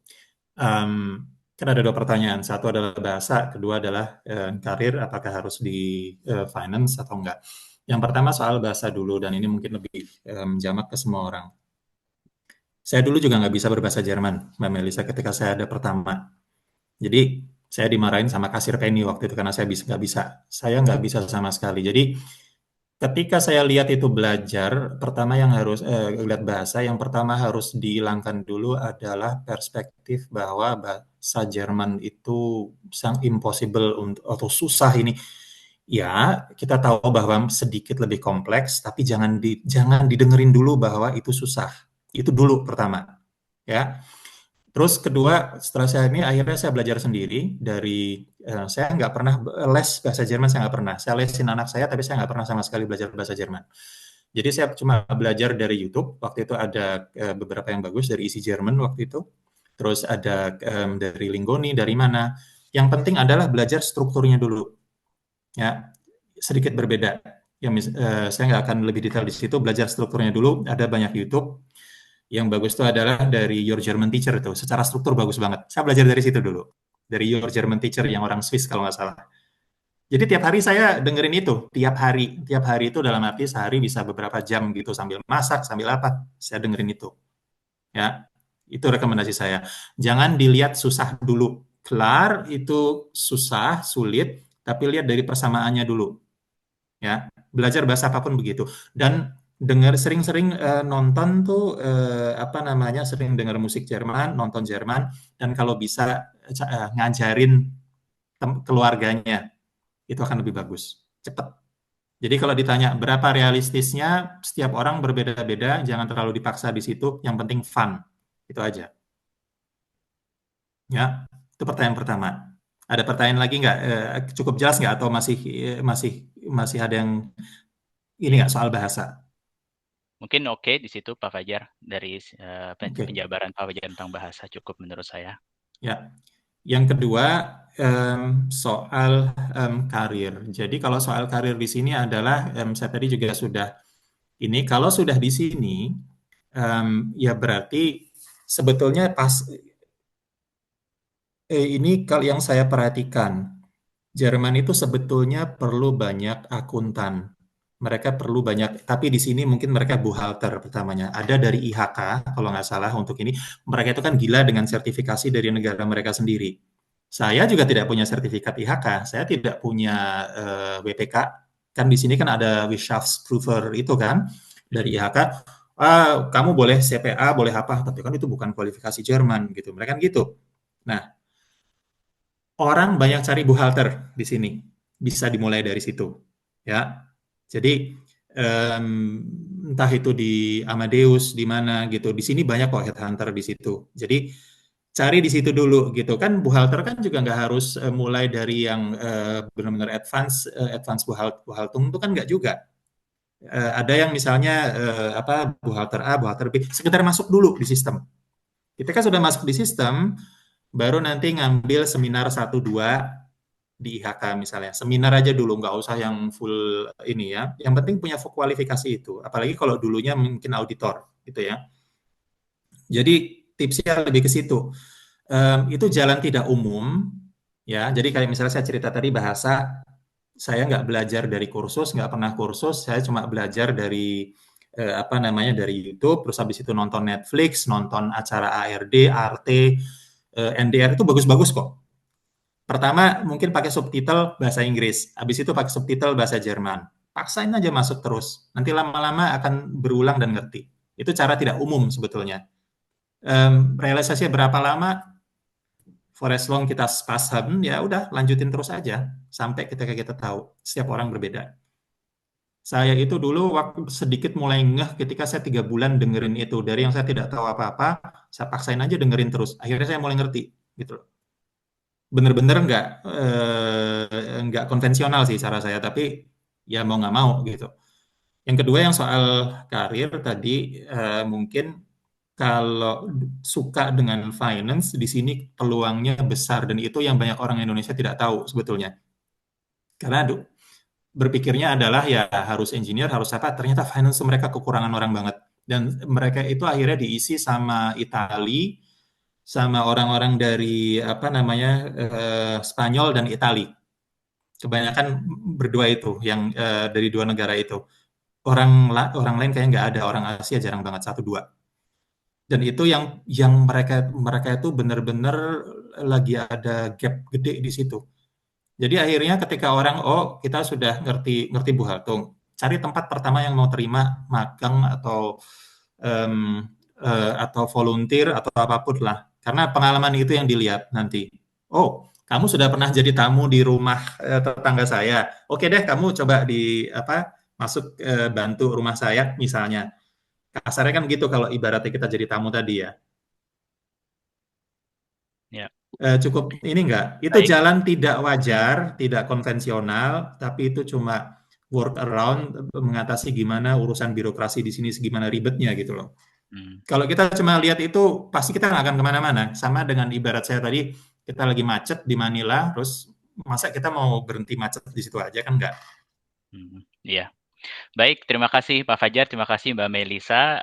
Kita juga sudah hampir di penghujung acara kita. 1 menit terakhir nih saya ada yes no question untuk Pak Fajar. Jawabannya nggak boleh yain ya Pak Fajar. Harus ya atau nine gitu. Oke. Yang pertama, apakah Pak Fajar percaya bahwa latar belakang budaya Indonesia memberi keunggulan unik dalam karir profesional di luar negeri? Ya. Oke, pertanyaan kedua, apakah menurut Pak Fajar sistem pendidikan di Indonesia sudah cukup mempersiapkan generasi muda untuk bersaing secara global? 9. Oke. Yang ketiga, apakah menurut Pak Fajar keberhasilan karir seseorang di luar negeri sangat bergantung pada kemampuan beradaptasi dengan budaya baru? 100% ya. Ya. Nomor 4, apakah Pak Fajar percaya mahasiswa dan profesional muda Indonesia harus punya pengalaman kerja atau studi di luar negeri untuk mengembangkan karir? Ya. Oke, yang terakhir, apakah Pak Fajar pernah mempertimbangkan untuk kembali bekerja di Indonesia dalam waktu dekat? Nein. Oke, baik. Terima kasih sekali Pak Fajar atas sharingnya dengan ilmu yang sangat luar biasa. Kalau bahasa anak sekarang daging semua isinya. Mudah-mudahan ASK kali ini bermanfaat untuk kita semua audiens yang mendengar di sini. Sekali lagi terima kasih Pak Fajar sudah sharing bersama kita. Semoga setelah ini kita masih bisa ngobrol-ngobrol lagi untuk memperluas jejaring kita dan juga untuk para audiens yang hari ini sudah hadir. Terima kasih atas perhatiannya. Karena waktunya juga sudah habis, kita tutup dengan sama-sama mengucap hamdalah amin. Dari kami cukup sekian. Assalamualaikum Alhamdulillah. warahmatullahi wabarakatuh. Terima kasih Pak Fajar. Waalaikumsalam. Terima kasih. Vielen Dank fürs Waalaikumsalam. Einschalten.